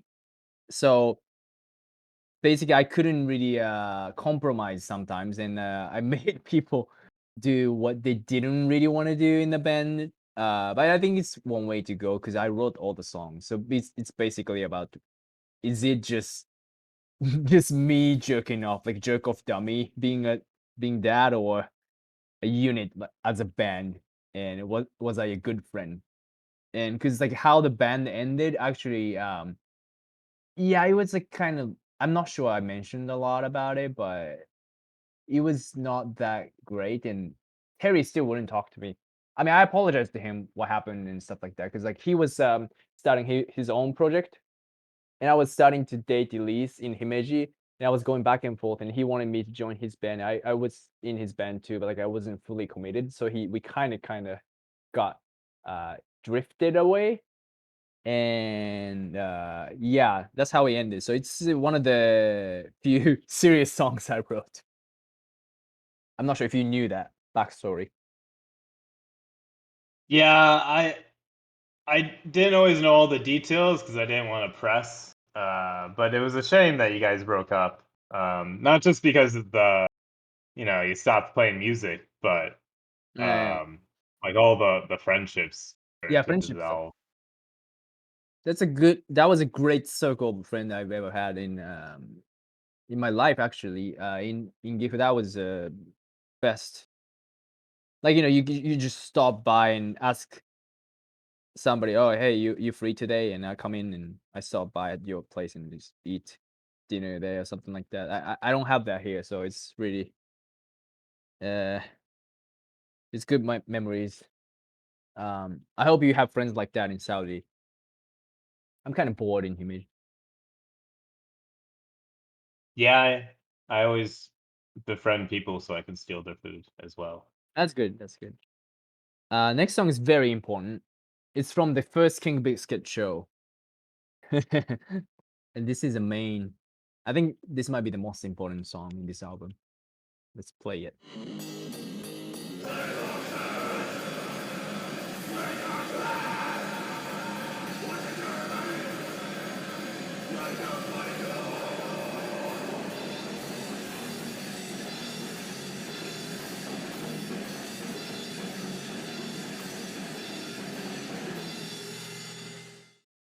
Do you remember what happened and explain to people? So this was at King Biscuit, which is a really small underground joint, and they had candles, open flames, which really, in retrospect, wasn't the best idea in such a small, crowded atmosphere. And at the time, I had really long hair, so I guess you can see where this is going. I leaned back against the candle, and phew, my hair just went up in flames, just like that.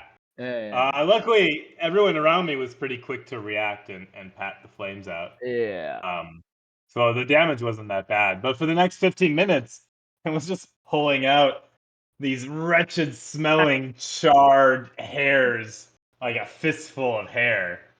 Uh-huh. And I stuck them in Classic cup. a plastic cup. Well, it was almost empty, just has some water and melted ice. And it smelled horrible.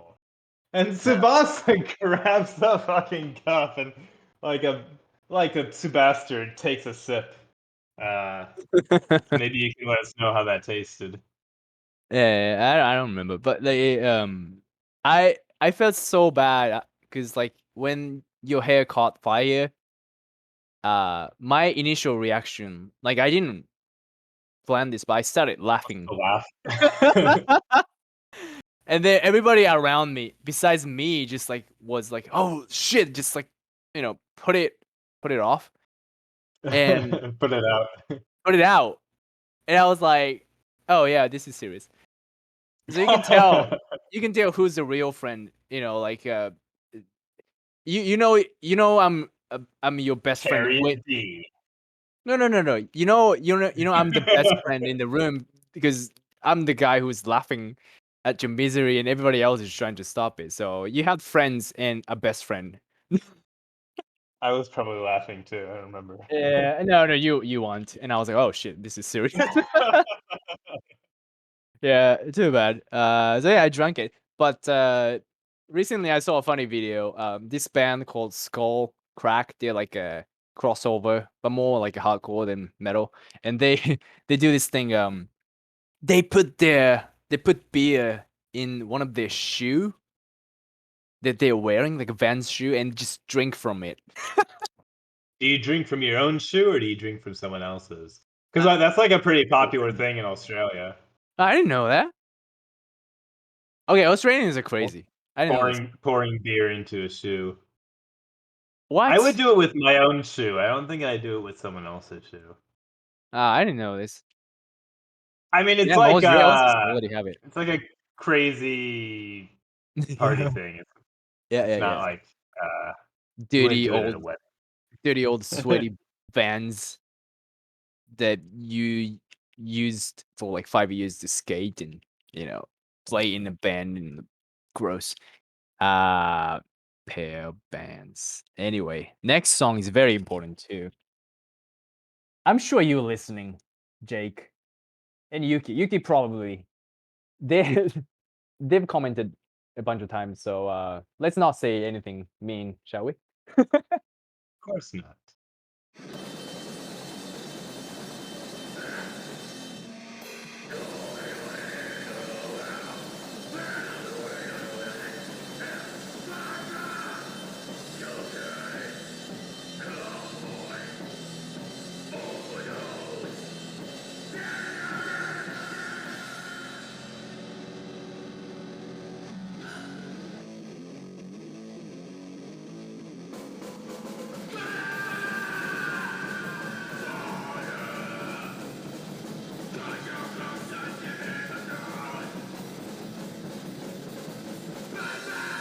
I did that.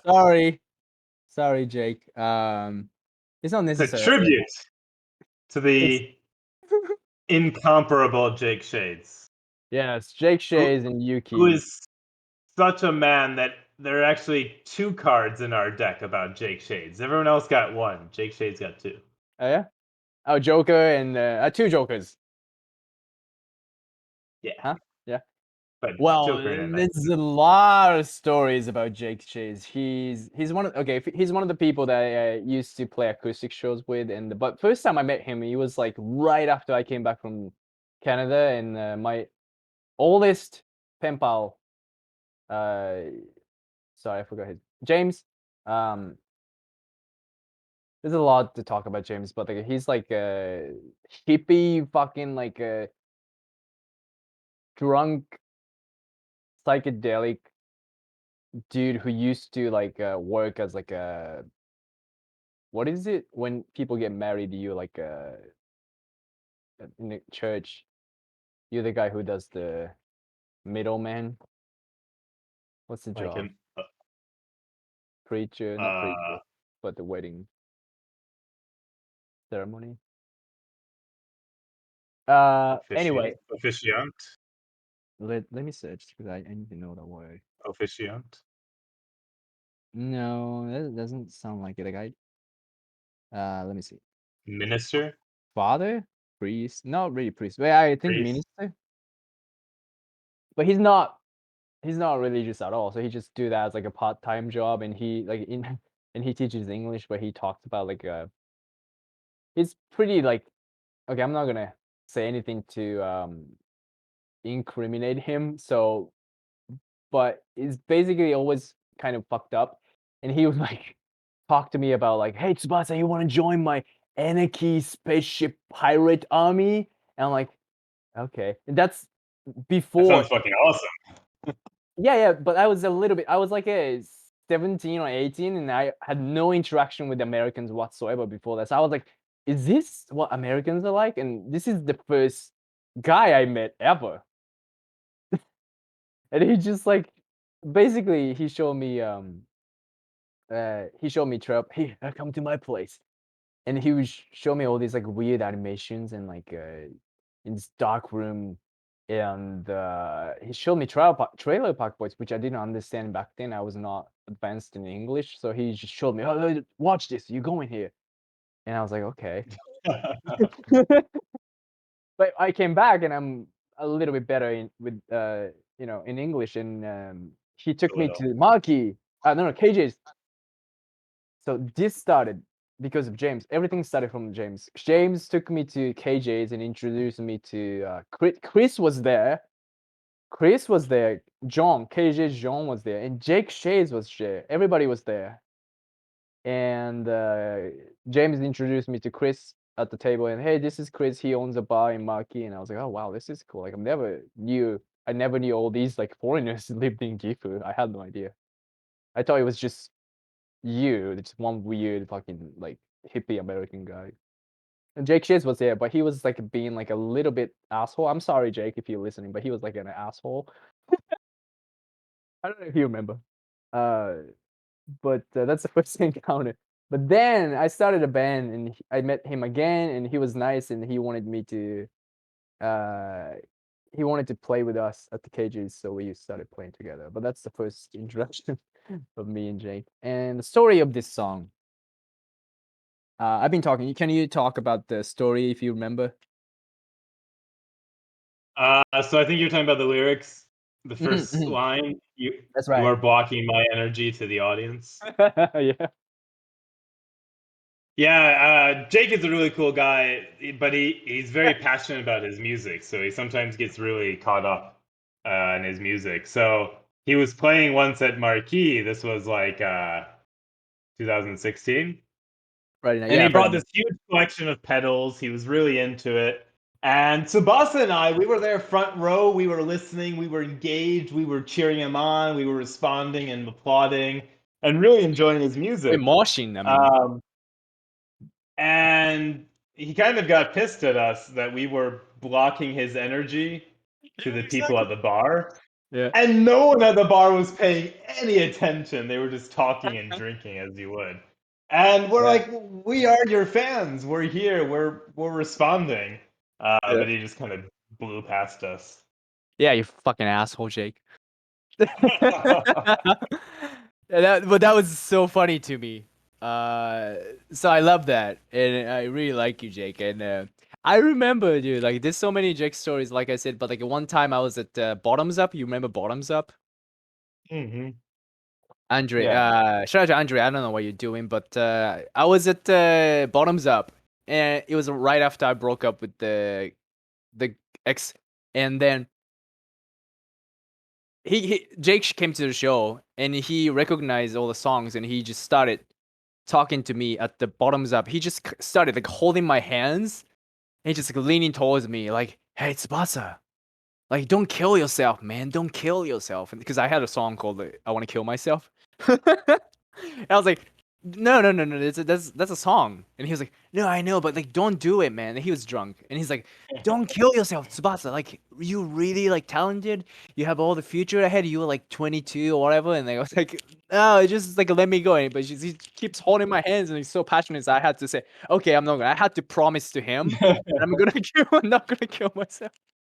You gotta just tell him, hey man, it is what it is. Yeah, exactly. Fuck you, Jake. Fuck you in a good way. Fuck you in a good way. And Yuki now plays. She used to just play drums, but now she sings a lot. And they put out a lot of YouTube videos. Have you seen them? Nah, I'd not. I Okay, should. yeah. Yeah, I want to give a shout out. So on Instagram, you can check Cacti Mansion, and there's a YouTube link too. So I guess on YouTube, it's Cacti Lights. The band is called Cacti Lights. Also, they're doing like videos, pretty interesting ones, like a psychedelic type. I don't know what it's called. Like what do they used to call themselves? Like a psychedelic cowboy. I don't remember. Psychedelic folk or something like. I don't know, but they're doing their own thing. They're from Gifu. Like they're playing a lot of shows still to this day. So people should check out. Um, but yeah, Jake. Thanks for watching always. And let's see what's on the song. Yeah, sorry, I manipulated your one of the songs called Father, and I don't know the lyrics of your original song, but I made it into like this like a rapey Catholic priest joke, and I apologize. No, I'm not gonna apologize, but yeah, it's not about you. It's about me just having fun. Artistic license. Okay. Anyway, the next song is about another Captain Decapitated song. Let's take a look.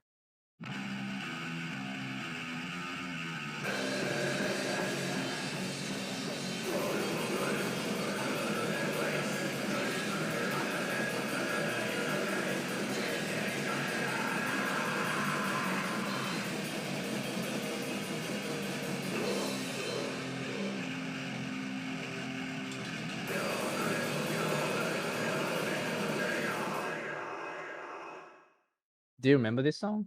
Not this, but like the original hamburger song. Um, yeah, and it was called Hamburger Song, right? there's a recording, live recording. Then I can From King Biscuit. yeah, it's from the video, just a video. But like I say, do you guys want to hear? Do you like hamburgers? Hamburgers? And you say no, and I was like okay, and then start a song. Uh, the title was well, slapped me and put me in a hamburger with tomatoes and stuff. But like it's just fucking around with the song. This I used the same riff as an intro, so it was hamburger song wasn't a song about burgers. It was obviously about cannibalism. It's self-explanatory. Uh, all right, the Godfather song. Here we go.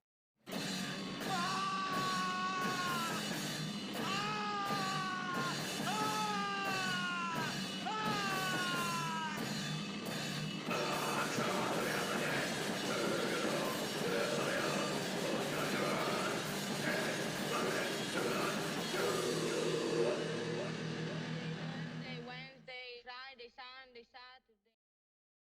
I love the sample from the in the end. You know the saying, right? The screaming syncs up so well. I love how you mesh that all together with the guitars. What? The screaming from the movie. Yeah. The first intro, yeah, the horse head scene, Yeah, and the last sample of the woman that married to Michael in in Italy. Sicily. Yeah. Monday, Tuesday, Wednesday, Friday, Saturday. I love that scene. Yeah, it's just basically the joke that we used to do. We used to do. We do like Vito Corleone thing. We had a couple of jokes that we would just constantly revisit. So we had like blue people. Remember that? Oh wow, yeah, I remember that. We like blue people. We don't like green people.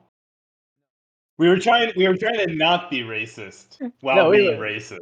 we were trying to be racist, weren't we? We were trying to be racist, but not about real races.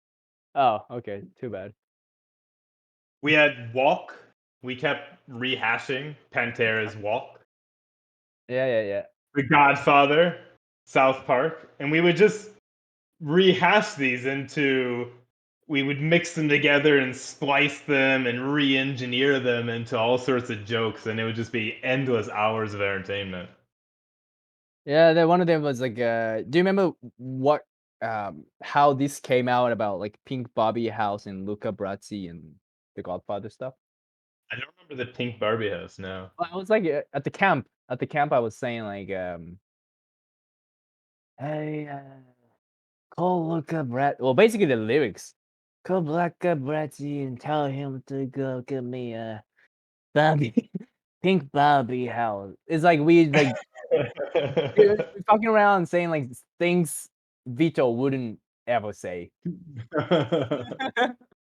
So that's the whole I joke. remember, I remember we drove to Costco once, and we downloaded, or I downloaded on my phone, this acapella app, Mm. and Oh, we yeah. walked around Costco re-recording Don Corleone and I remember that. Pantera's Walk. Ray, back. What did you say? Phil, Anselmo. Oh, the next song is about Pantera. Oh yes. If you like Pantera, you know what happened in I don't know when was that incident was, but that was yeah. Let's play it.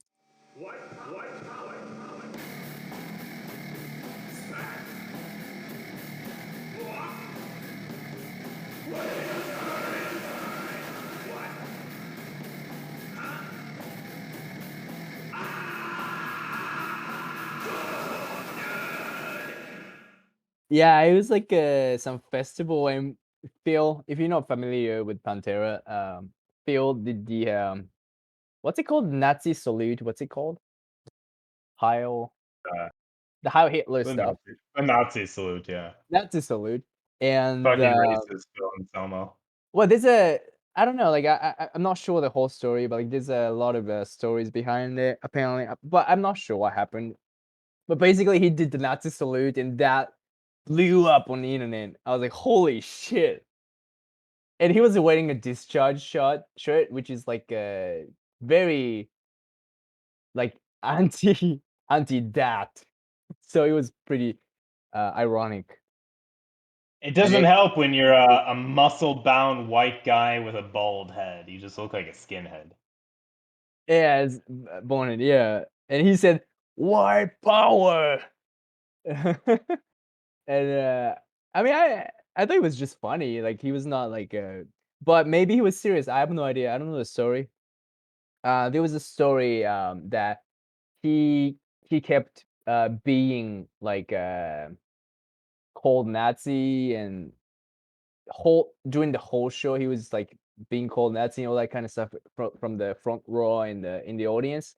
So he just had enough and did that as like in a sarcastic way, but it obviously looks so bad.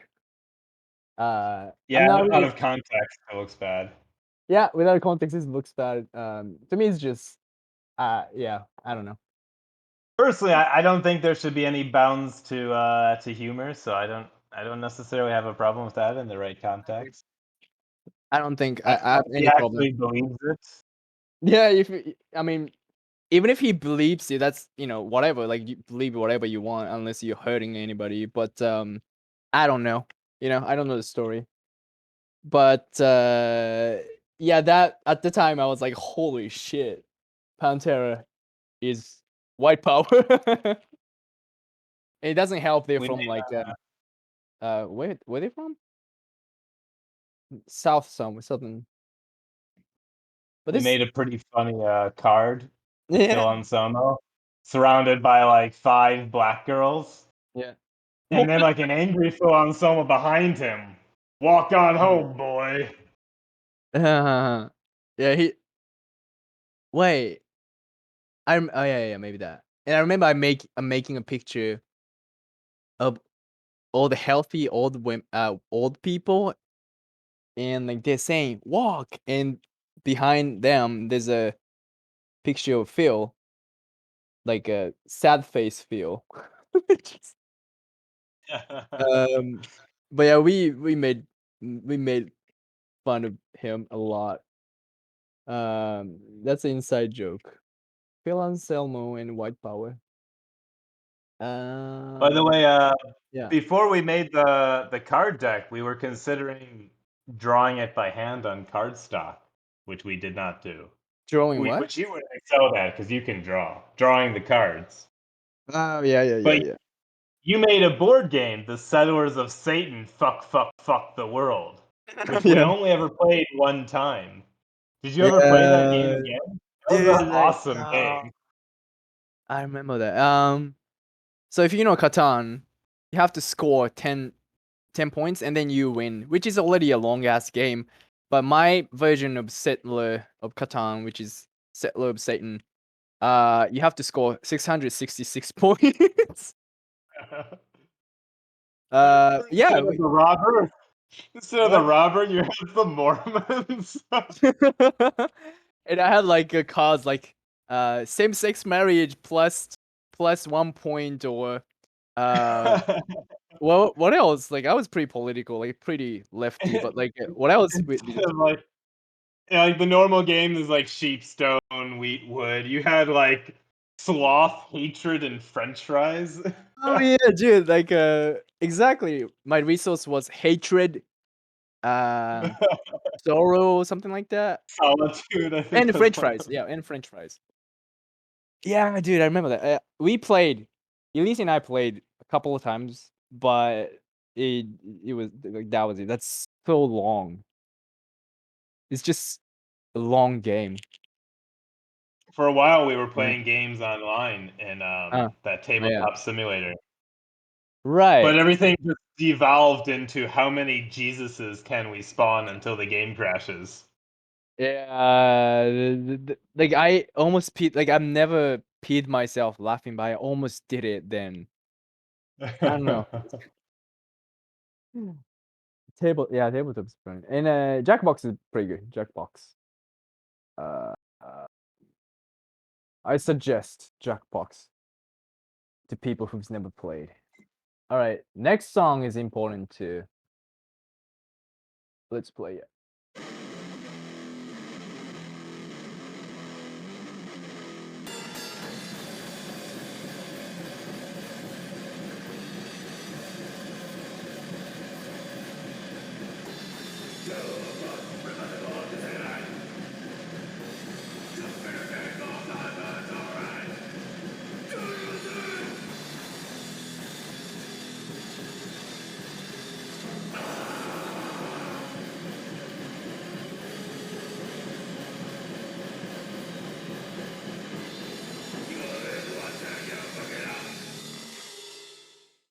Euro Park. I mean YOLO. You only live once and you fucked it up. The song title is great, even out of context. It's just Yeah, perfect. I love it. I love it. You only live once, and you fucked it up. Yeah.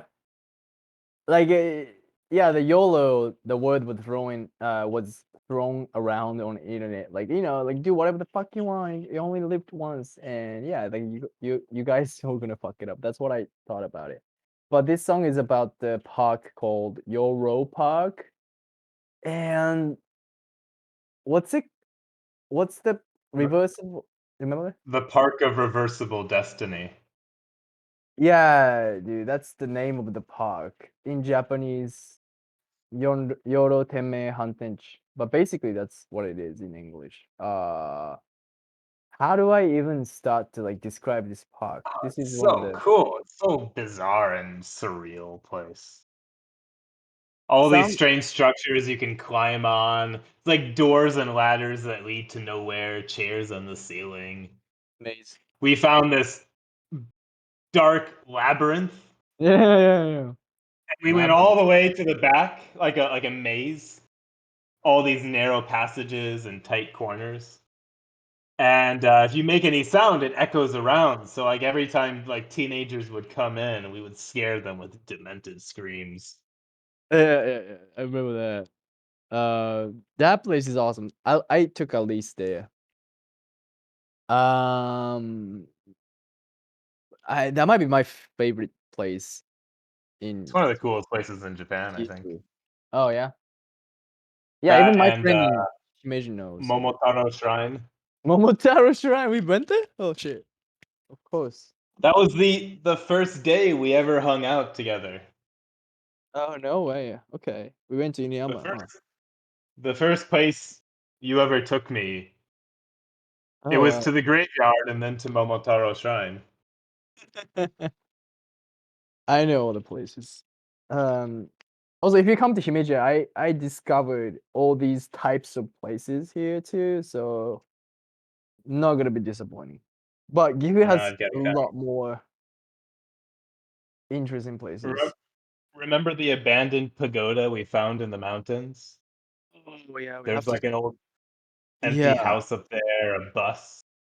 Right. We So took it's Elise and Sam. at least in Sam.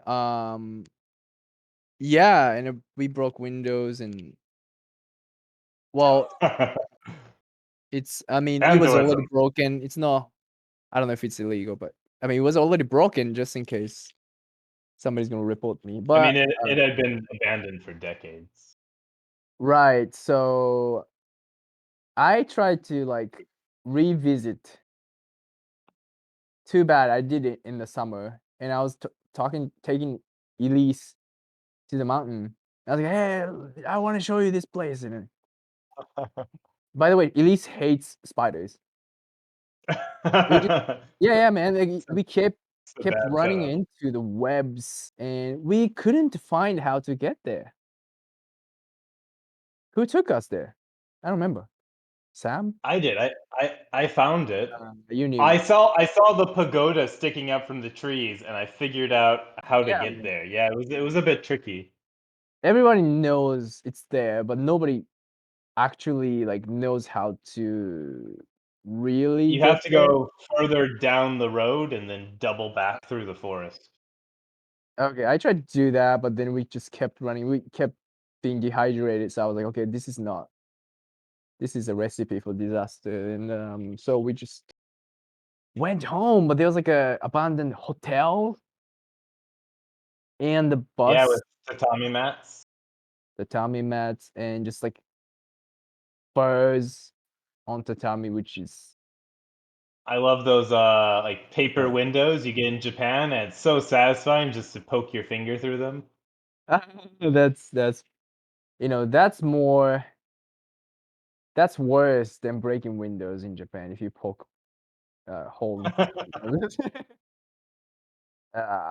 Should have Yeah, brought that Buddhist love it. wooden gong and played a jam.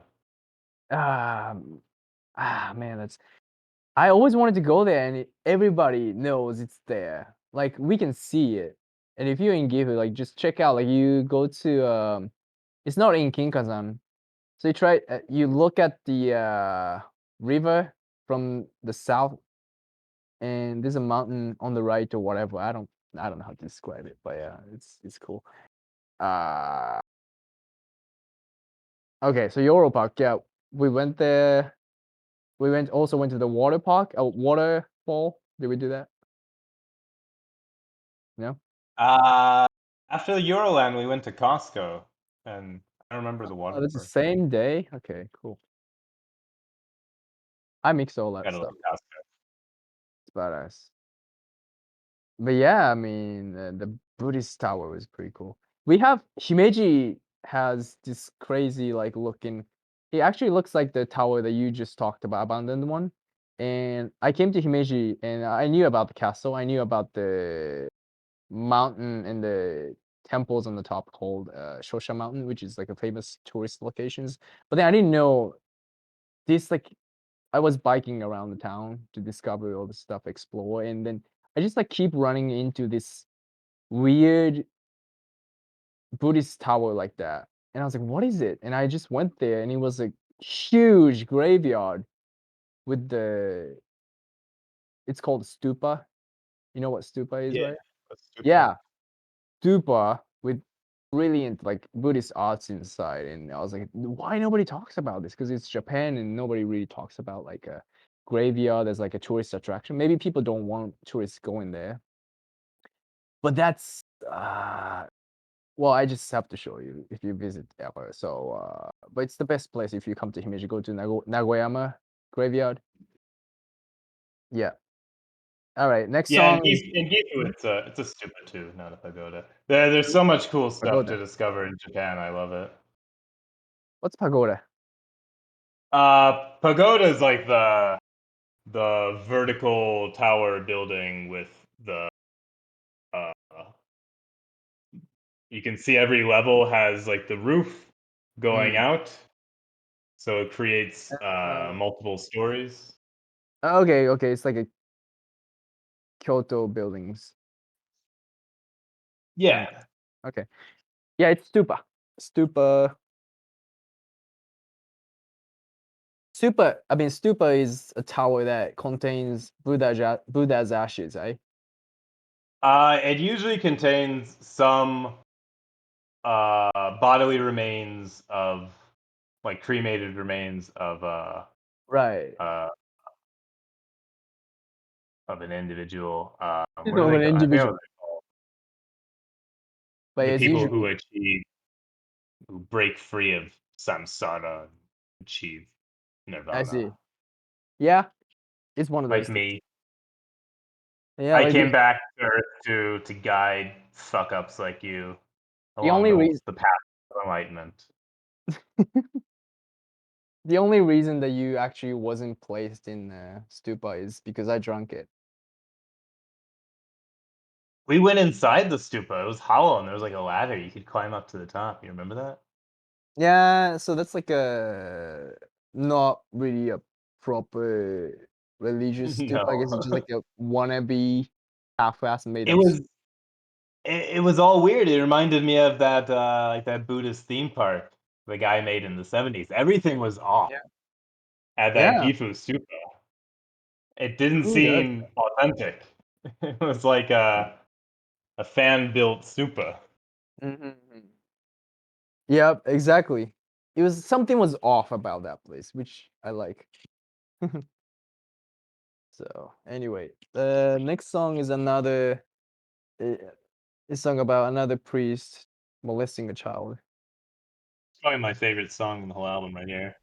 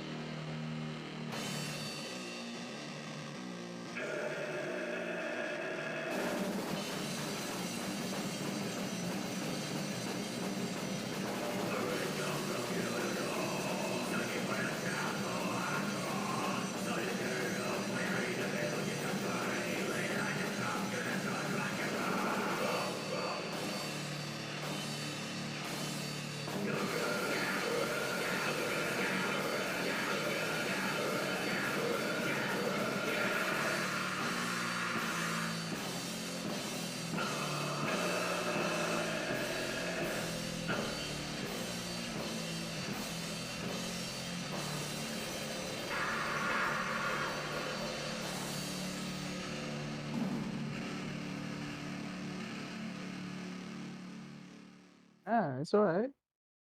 Um, Cool. it's pretty timely. Timely? Is that the word? Anyway, around that time, Notre Dame burned down, so I just decided to write about it. Around the same time, Okinawa's Shuri Castle burned. Do you know that? No. No? It was on the news, and there was some fire in Gifu's some tourist place, like an old housing place, and what's going on? People trying to burn stuff everywhere around the world. It is Uh, quite fun. huh? It is fun, and I'm all for burning churches, but let's not burn the historical churches. Well, burning things is fun. I'm not saying I do it. I'm just saying hypothetically that would be a nice, fun activity under the safes. I just have to say this. Unfortunately, here they make most of the mosques out of concrete. Very flame Yeah, retardant, unfortunately. I see. Yeah. Um, you know what? Like, as much as like I want to keep my job, I can imagine how beautiful it would be to see the Himeji Castle burning. I shouldn't have said No, that. not the Meiji Castle. I'm not gonna burn it or like suggesting anybody to go ahead and do it. It's just the imagery of beautiful thing and the I don't know. There's something about the fire and water and that kind of nature stuff. It's If you've got to burn a castle, burn one of the reconstructed ones. Osaka Castle. Burn Osaka Castle. No one, no one, no oh, it's one like a cares. castle. Yeah, no one cares. You can't burn stones. Is it made of wood? I don't know. Concrete. But yeah, Himeji Castle is one of the original ones, like Inuyama Castle. That one is small. Like I don't know, we went there. Yeah, yeah, I think so. Yeah, Inuyama Castle is Um, old too. Gifu Castle, that's an original, right? As well. No. Like I don't know if you went inside. It's just like Osaka Castle. Oh, you can Concrete. burn Gifu Castle. Well, kids don't do it. All right, I said it. But yeah. Hikone. We went to Hikone, right? Yeah, we went to Hikone. I mean, on the Lake Biwa trip, we That's didn't an burn them. original castle. I think No, we so. didn't. We thought about it. We tried. We tried. We had Molotov cocktails Sorry. and everything, but it was a bit humid. Yeah. The fire didn't Sorry. catch, unfortunately. Mayhem. Was that We Mayhem? burned some innocent bystanders, but that was their fault. They shouldn't have been watching. Bystand. What is that? People, children. People chill. Very Yeah, of course. Yeah, That's- Mayhem was one of the bands involved in the Norway church burnings. So, Dark Throne and Mayhem, like, are they like the same dudes or what?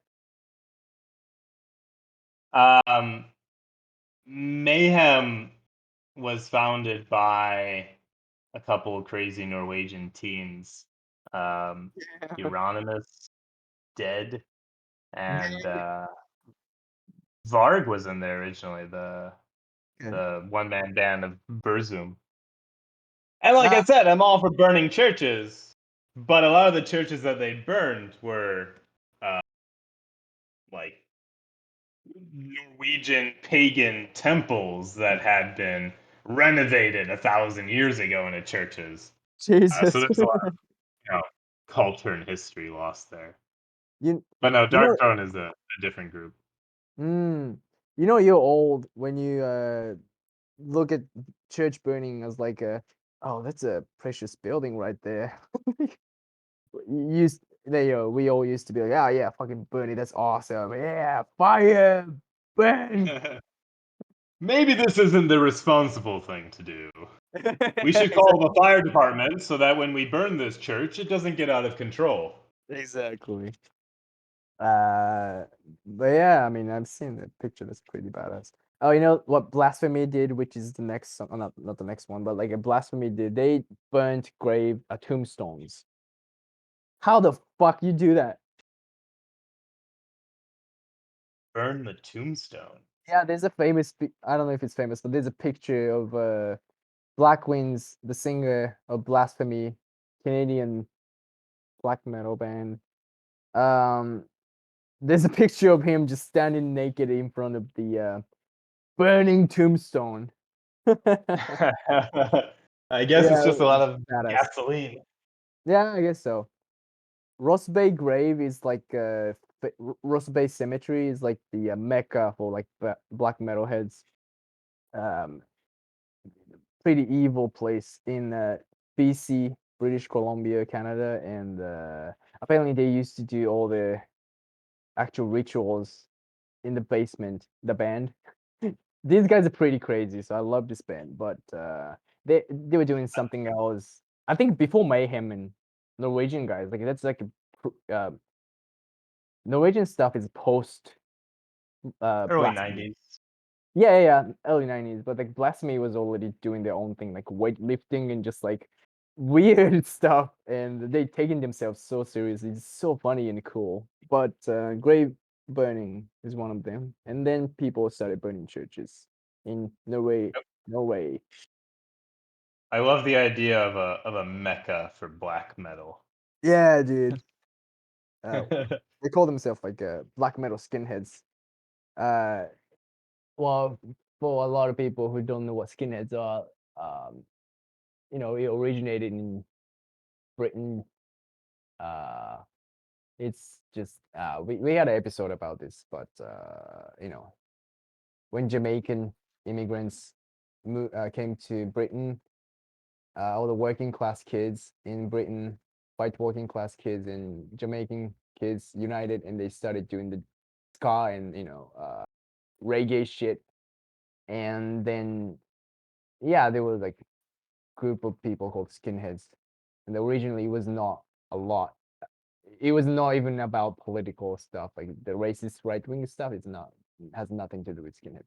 But anyway, black metal skinheads. That's Blasphemy, and they are fucking metal and evil as fuck. Yeah, that's what I have to say about them. You into thrash metal though, huh?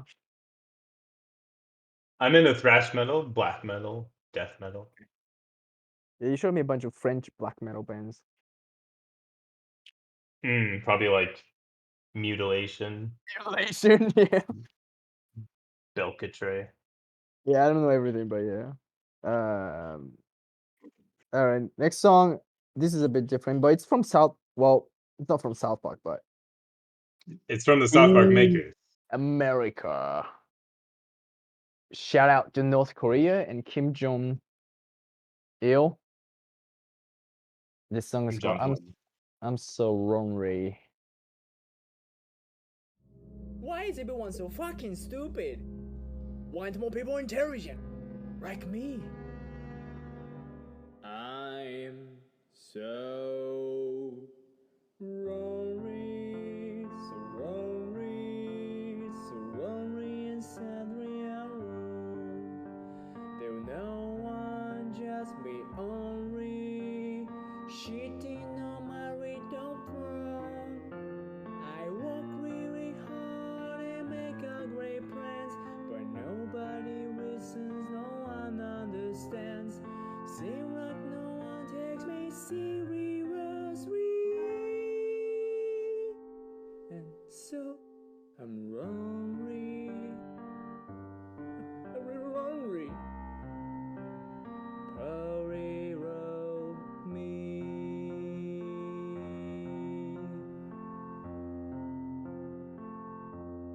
There's nobody I can relate to. Feel like a bird in a cage. It's kind of silly, but not really, because it's filling my body with rage. I'm the smartest, most clever, most physically fit, but nobody else seems to realize it. When I change the world, maybe they'll notice me. But until then, just be lonely. Yeah, we're lonely. Hurry, roll me.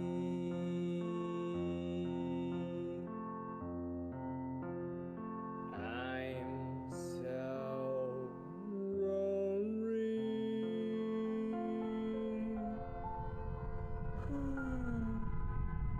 So lonely.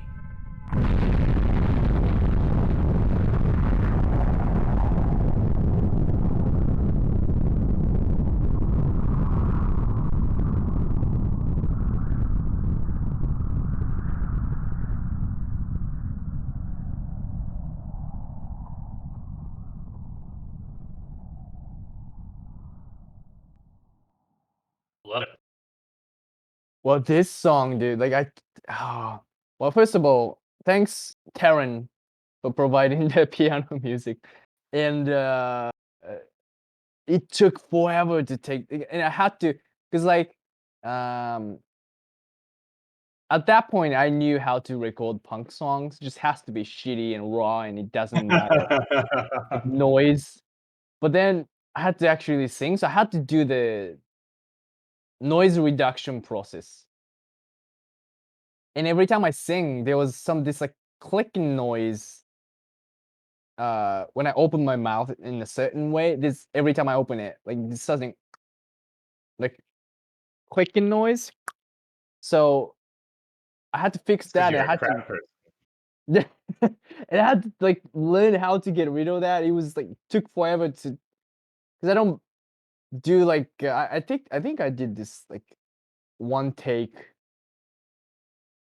shot or something like that. But it took forever, and then at least would remember me singing in the bathroom, singing in the shower room, in the north room, in the fucking closet, and to get the best sounding with what I have.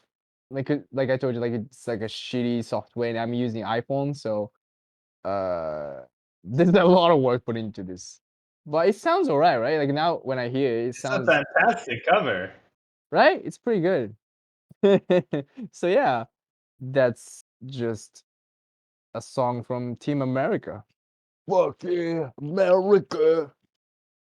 I love that movie. I think we watched Yeah, it. I think I remember bringing it up, and you said you hadn't seen Team America before, but I knew you loved South Park. Yeah. So we watched it on my laptop. Okay. Yeah, that scene with Kim Jong Il singing and getting every L wrong is fucking hilarious. Yeah, classic Asian joke. The Chinese guy from South Park does that all the time. Yeah.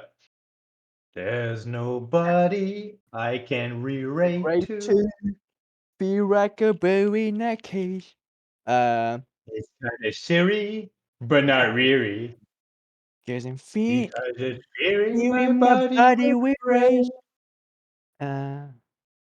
What is it? I'm I'm so most powerful, clever, most physically physically fit. fit. But Physically fit. nobody else seems to realize Re-rise it. it. When I change the world, maybe they'll notice me. Put into them.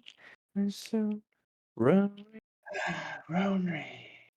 Ronery. Ronery. Me. Ronery.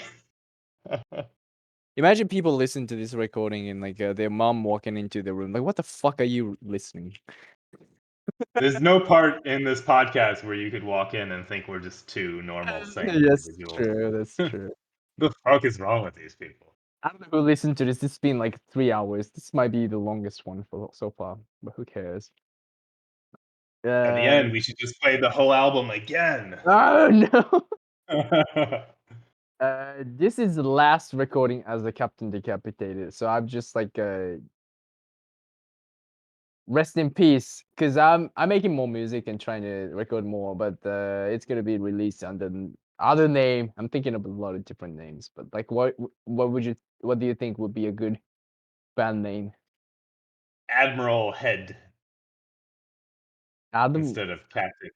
Captain Decapitated. It's a healthy head, right? That's right there. My Perfectly head is intact. one single head. Vaccinated. Okay. Well, next song is the cover of Bless Me. My interpretation, War Command.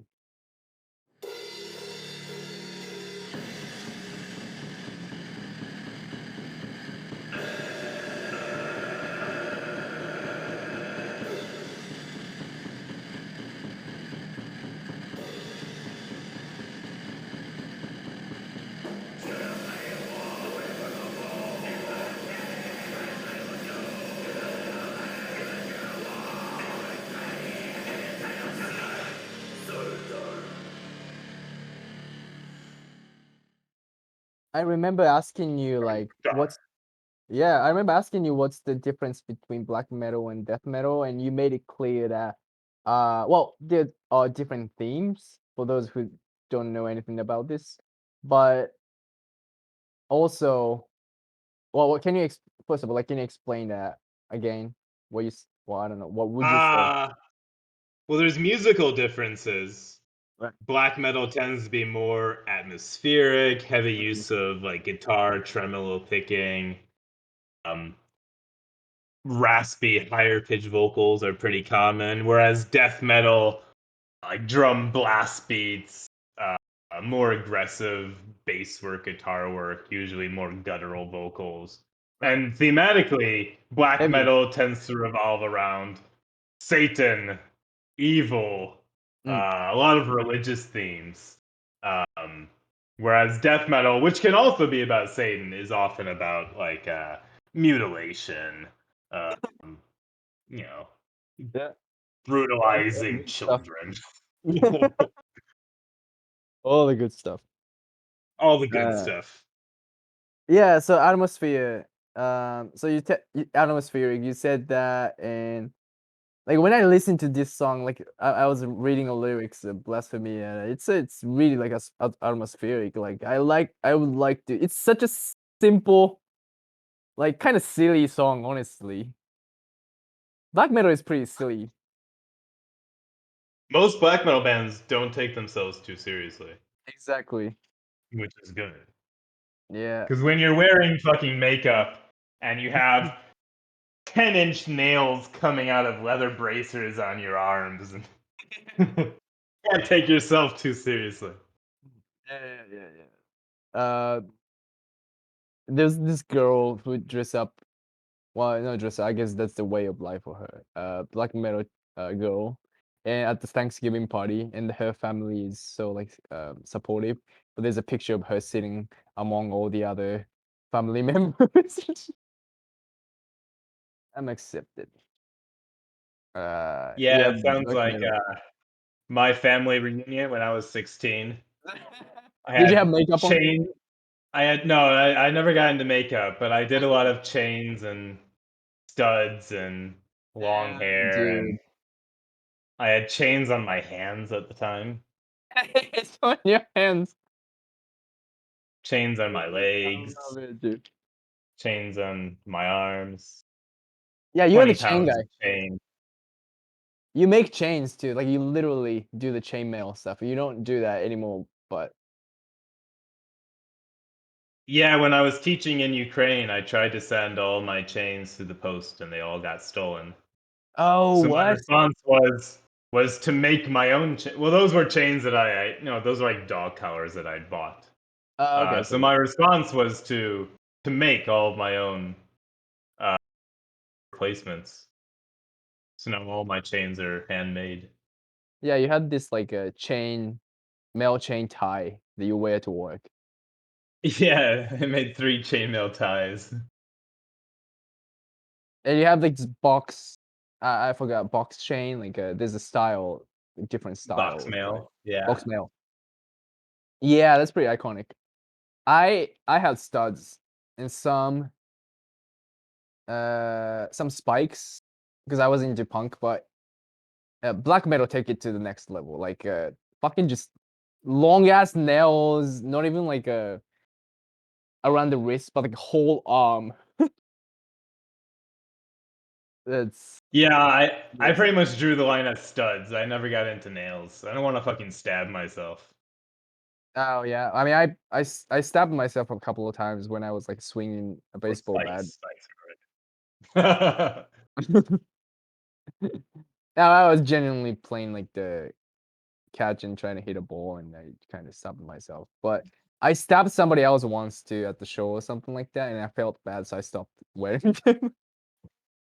Yeah, I've been stabbed in mosh pits by Uh, people wearing uh, spiked bracers, which really is not the place to wear spiked bracers.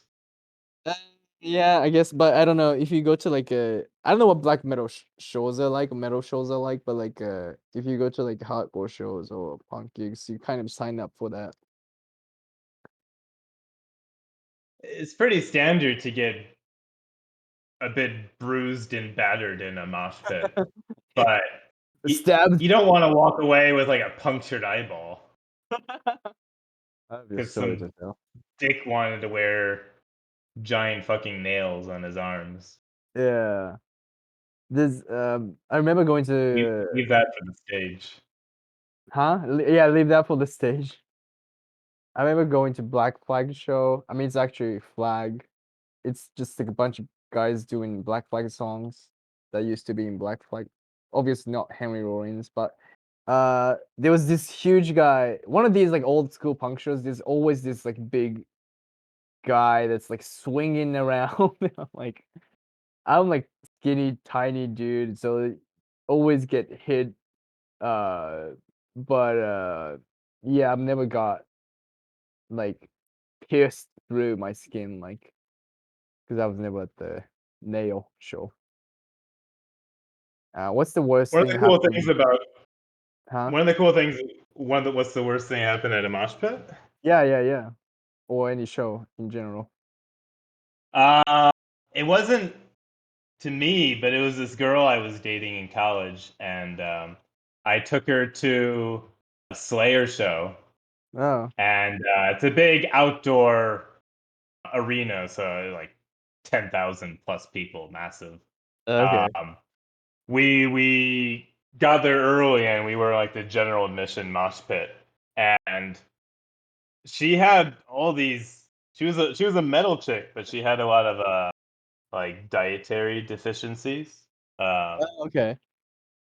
So she passes out, Oh shit. like in the middle of the fucking set, and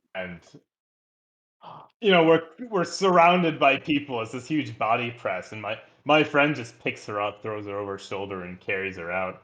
And In the I was pit. thinking, okay, she was just, she was smothered, she was surrounded. All right, we'll stay further away, but we can still enjoy the music. She passed out again. We weren't even surrounded by people, and I'm like, Oh my god. you need to take some vitamins or something. I see. Wow. So wait, she passed out in the pit. She passed out in the pit, and then she passed out outside of the pit twice in the same show. Well, I like the enthusiasm. I think she still enjoyed it. We had we had a great time. And the great story. And you always see like the dude in the wheelchair and stuff like that, you know? In the mosh pit? Yeah, yeah, yeah. You don't have that? I don't see that often. Okay, there's always one and not like always, but like I see them enough times. And people The cool, carried yeah, people carried him. And just on like the top. they lifted up the wheelchair and crowd surfed. Yeah, crowd surf on the That's wheelchair, and that's the awesome. thing. Uh, yeah, that's pretty great. That's what I like about this kind of music. You just kind of like a lot of, well, I guess unity and brotherhood type stuff. Even Yeah, though exactly. that's If you that fall cool. down in the pit, people will help you up every time.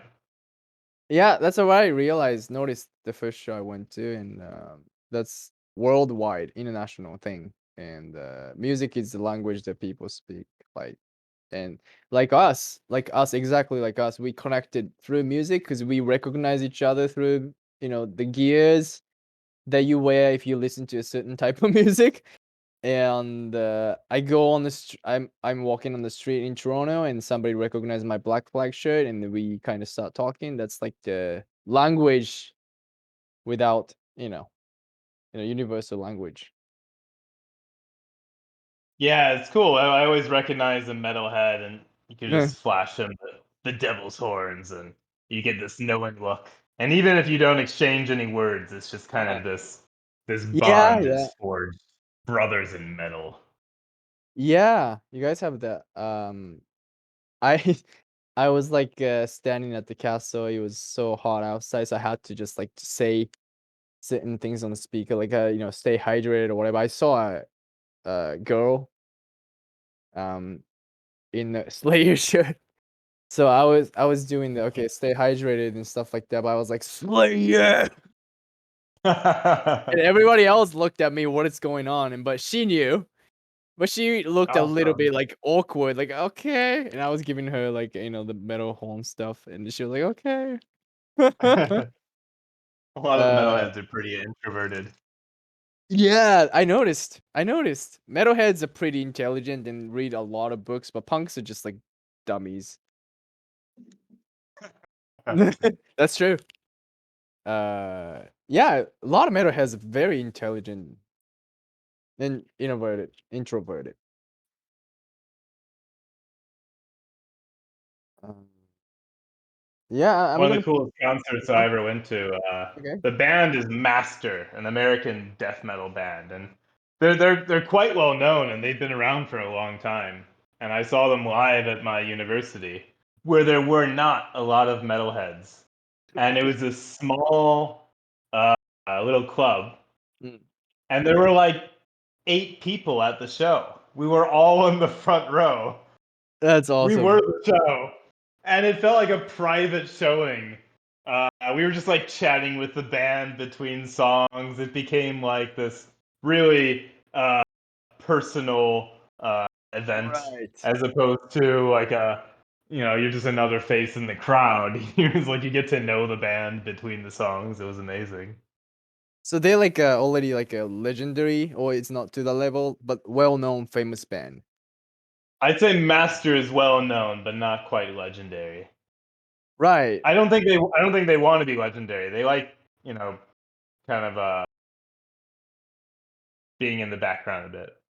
But it's not like a random local band that you kind of knew, but it's like the known band, and they No, play like really they're an old school death metal band. and you that's crazy. Like you get to talk to these. Like that's the one thing about like punk and metal and this kind of extreme type music community is that you get to talk to people, no problem, from the band. No barriers. Yeah. Yeah. I don't know much about metal, but like after the show, people stick around. And every show I've been to, besides if it's like a outside like festival type stuff, that kind of deal, like I don't get to maybe meet anybody, but like every time I go to a local bar or some small show, even though the band is legendary, they stick around, and I talk to this guy who I've been listening to fucking like past 20 years or whatever. That's crazy to me. And they come to Japan, and uh I always take pictures. I think most Metalheads like metal that. artists are really down to earth, really Yeah, humble. yeah. Absolutely. Um yeah, if you're into that kind of music, like everybody knows. But yeah, that's That's what the connects people. disadvantage to living in Saudi Arabia. There is actually an underground Saudi Arabian black metal band. They have to keep their names secret That's real because they shit. they live in Saudi Arabia. Uh-huh. And that's they'll be executed if their identities are revealed. That's a That's capital punishment. You mean like what part of that is a crime? Which part? Play music? Blasphemy. Oh, Blasphemy. blasphemy. The name of the band is Al Namrud. Oh. And Al Namrud in the Bible or in the Quran, uh, or no, in the Bible, in the Jewish Bible, Jewish Bible. the Torah, was a king who I'll probably get this wrong, but he defies God and says something to the effect of like, "I own my own achievements. I don't owe you jack. What I did on my own." So he becomes this kind of this poster child for blasphemous Right. Rebellion. rebellion against God, much as Mm. Satan. Um, and all the songs are in Arabic, and all the songs are highly critical of religion. So yeah, that's a death sentence right there. Yeah. That's so real. Like that's crazy. Okay. Uh well, is their material on internet? Yeah, they publish their albums, but Okay, but obviously there's no live shows, or if there are, okay. extremely underground. Oh wow. I don't know nothing about Japanese metal scene. Do you know? Um, I know a couple bands like Sabbath, Oh really yes, about. great thrash metal band. There's a couple of good thrash metal and black metal bands. Okay. Um,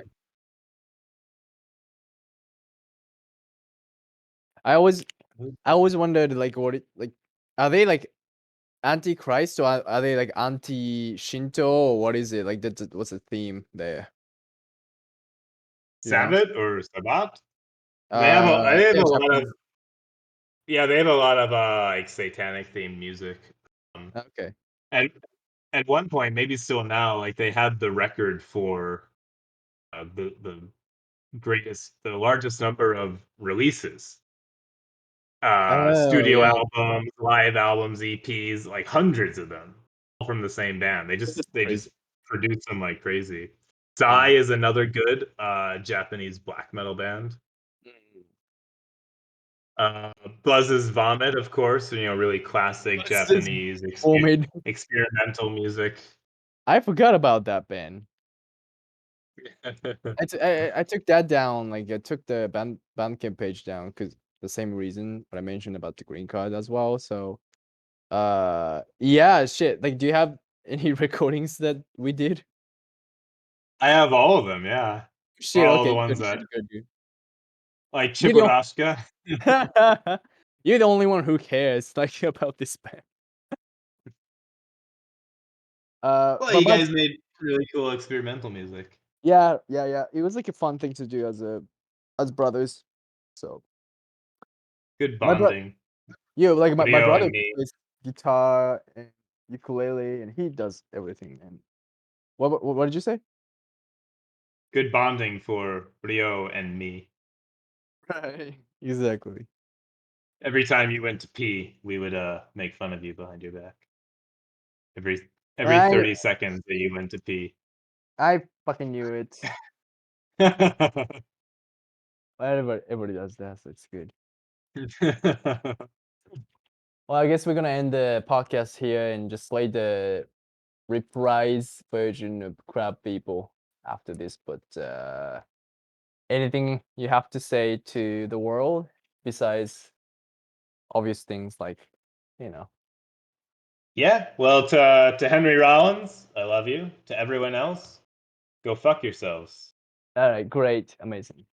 All right, how do I stop this? I gotta like every time I record this, I have to relearn. I guess Yeah, you gotta leave. call Craig. Yeah, Craig. How do I? Hey, Craig. What's up, Craig? Craig. I guess leave. Oh, stop. Okay, stop.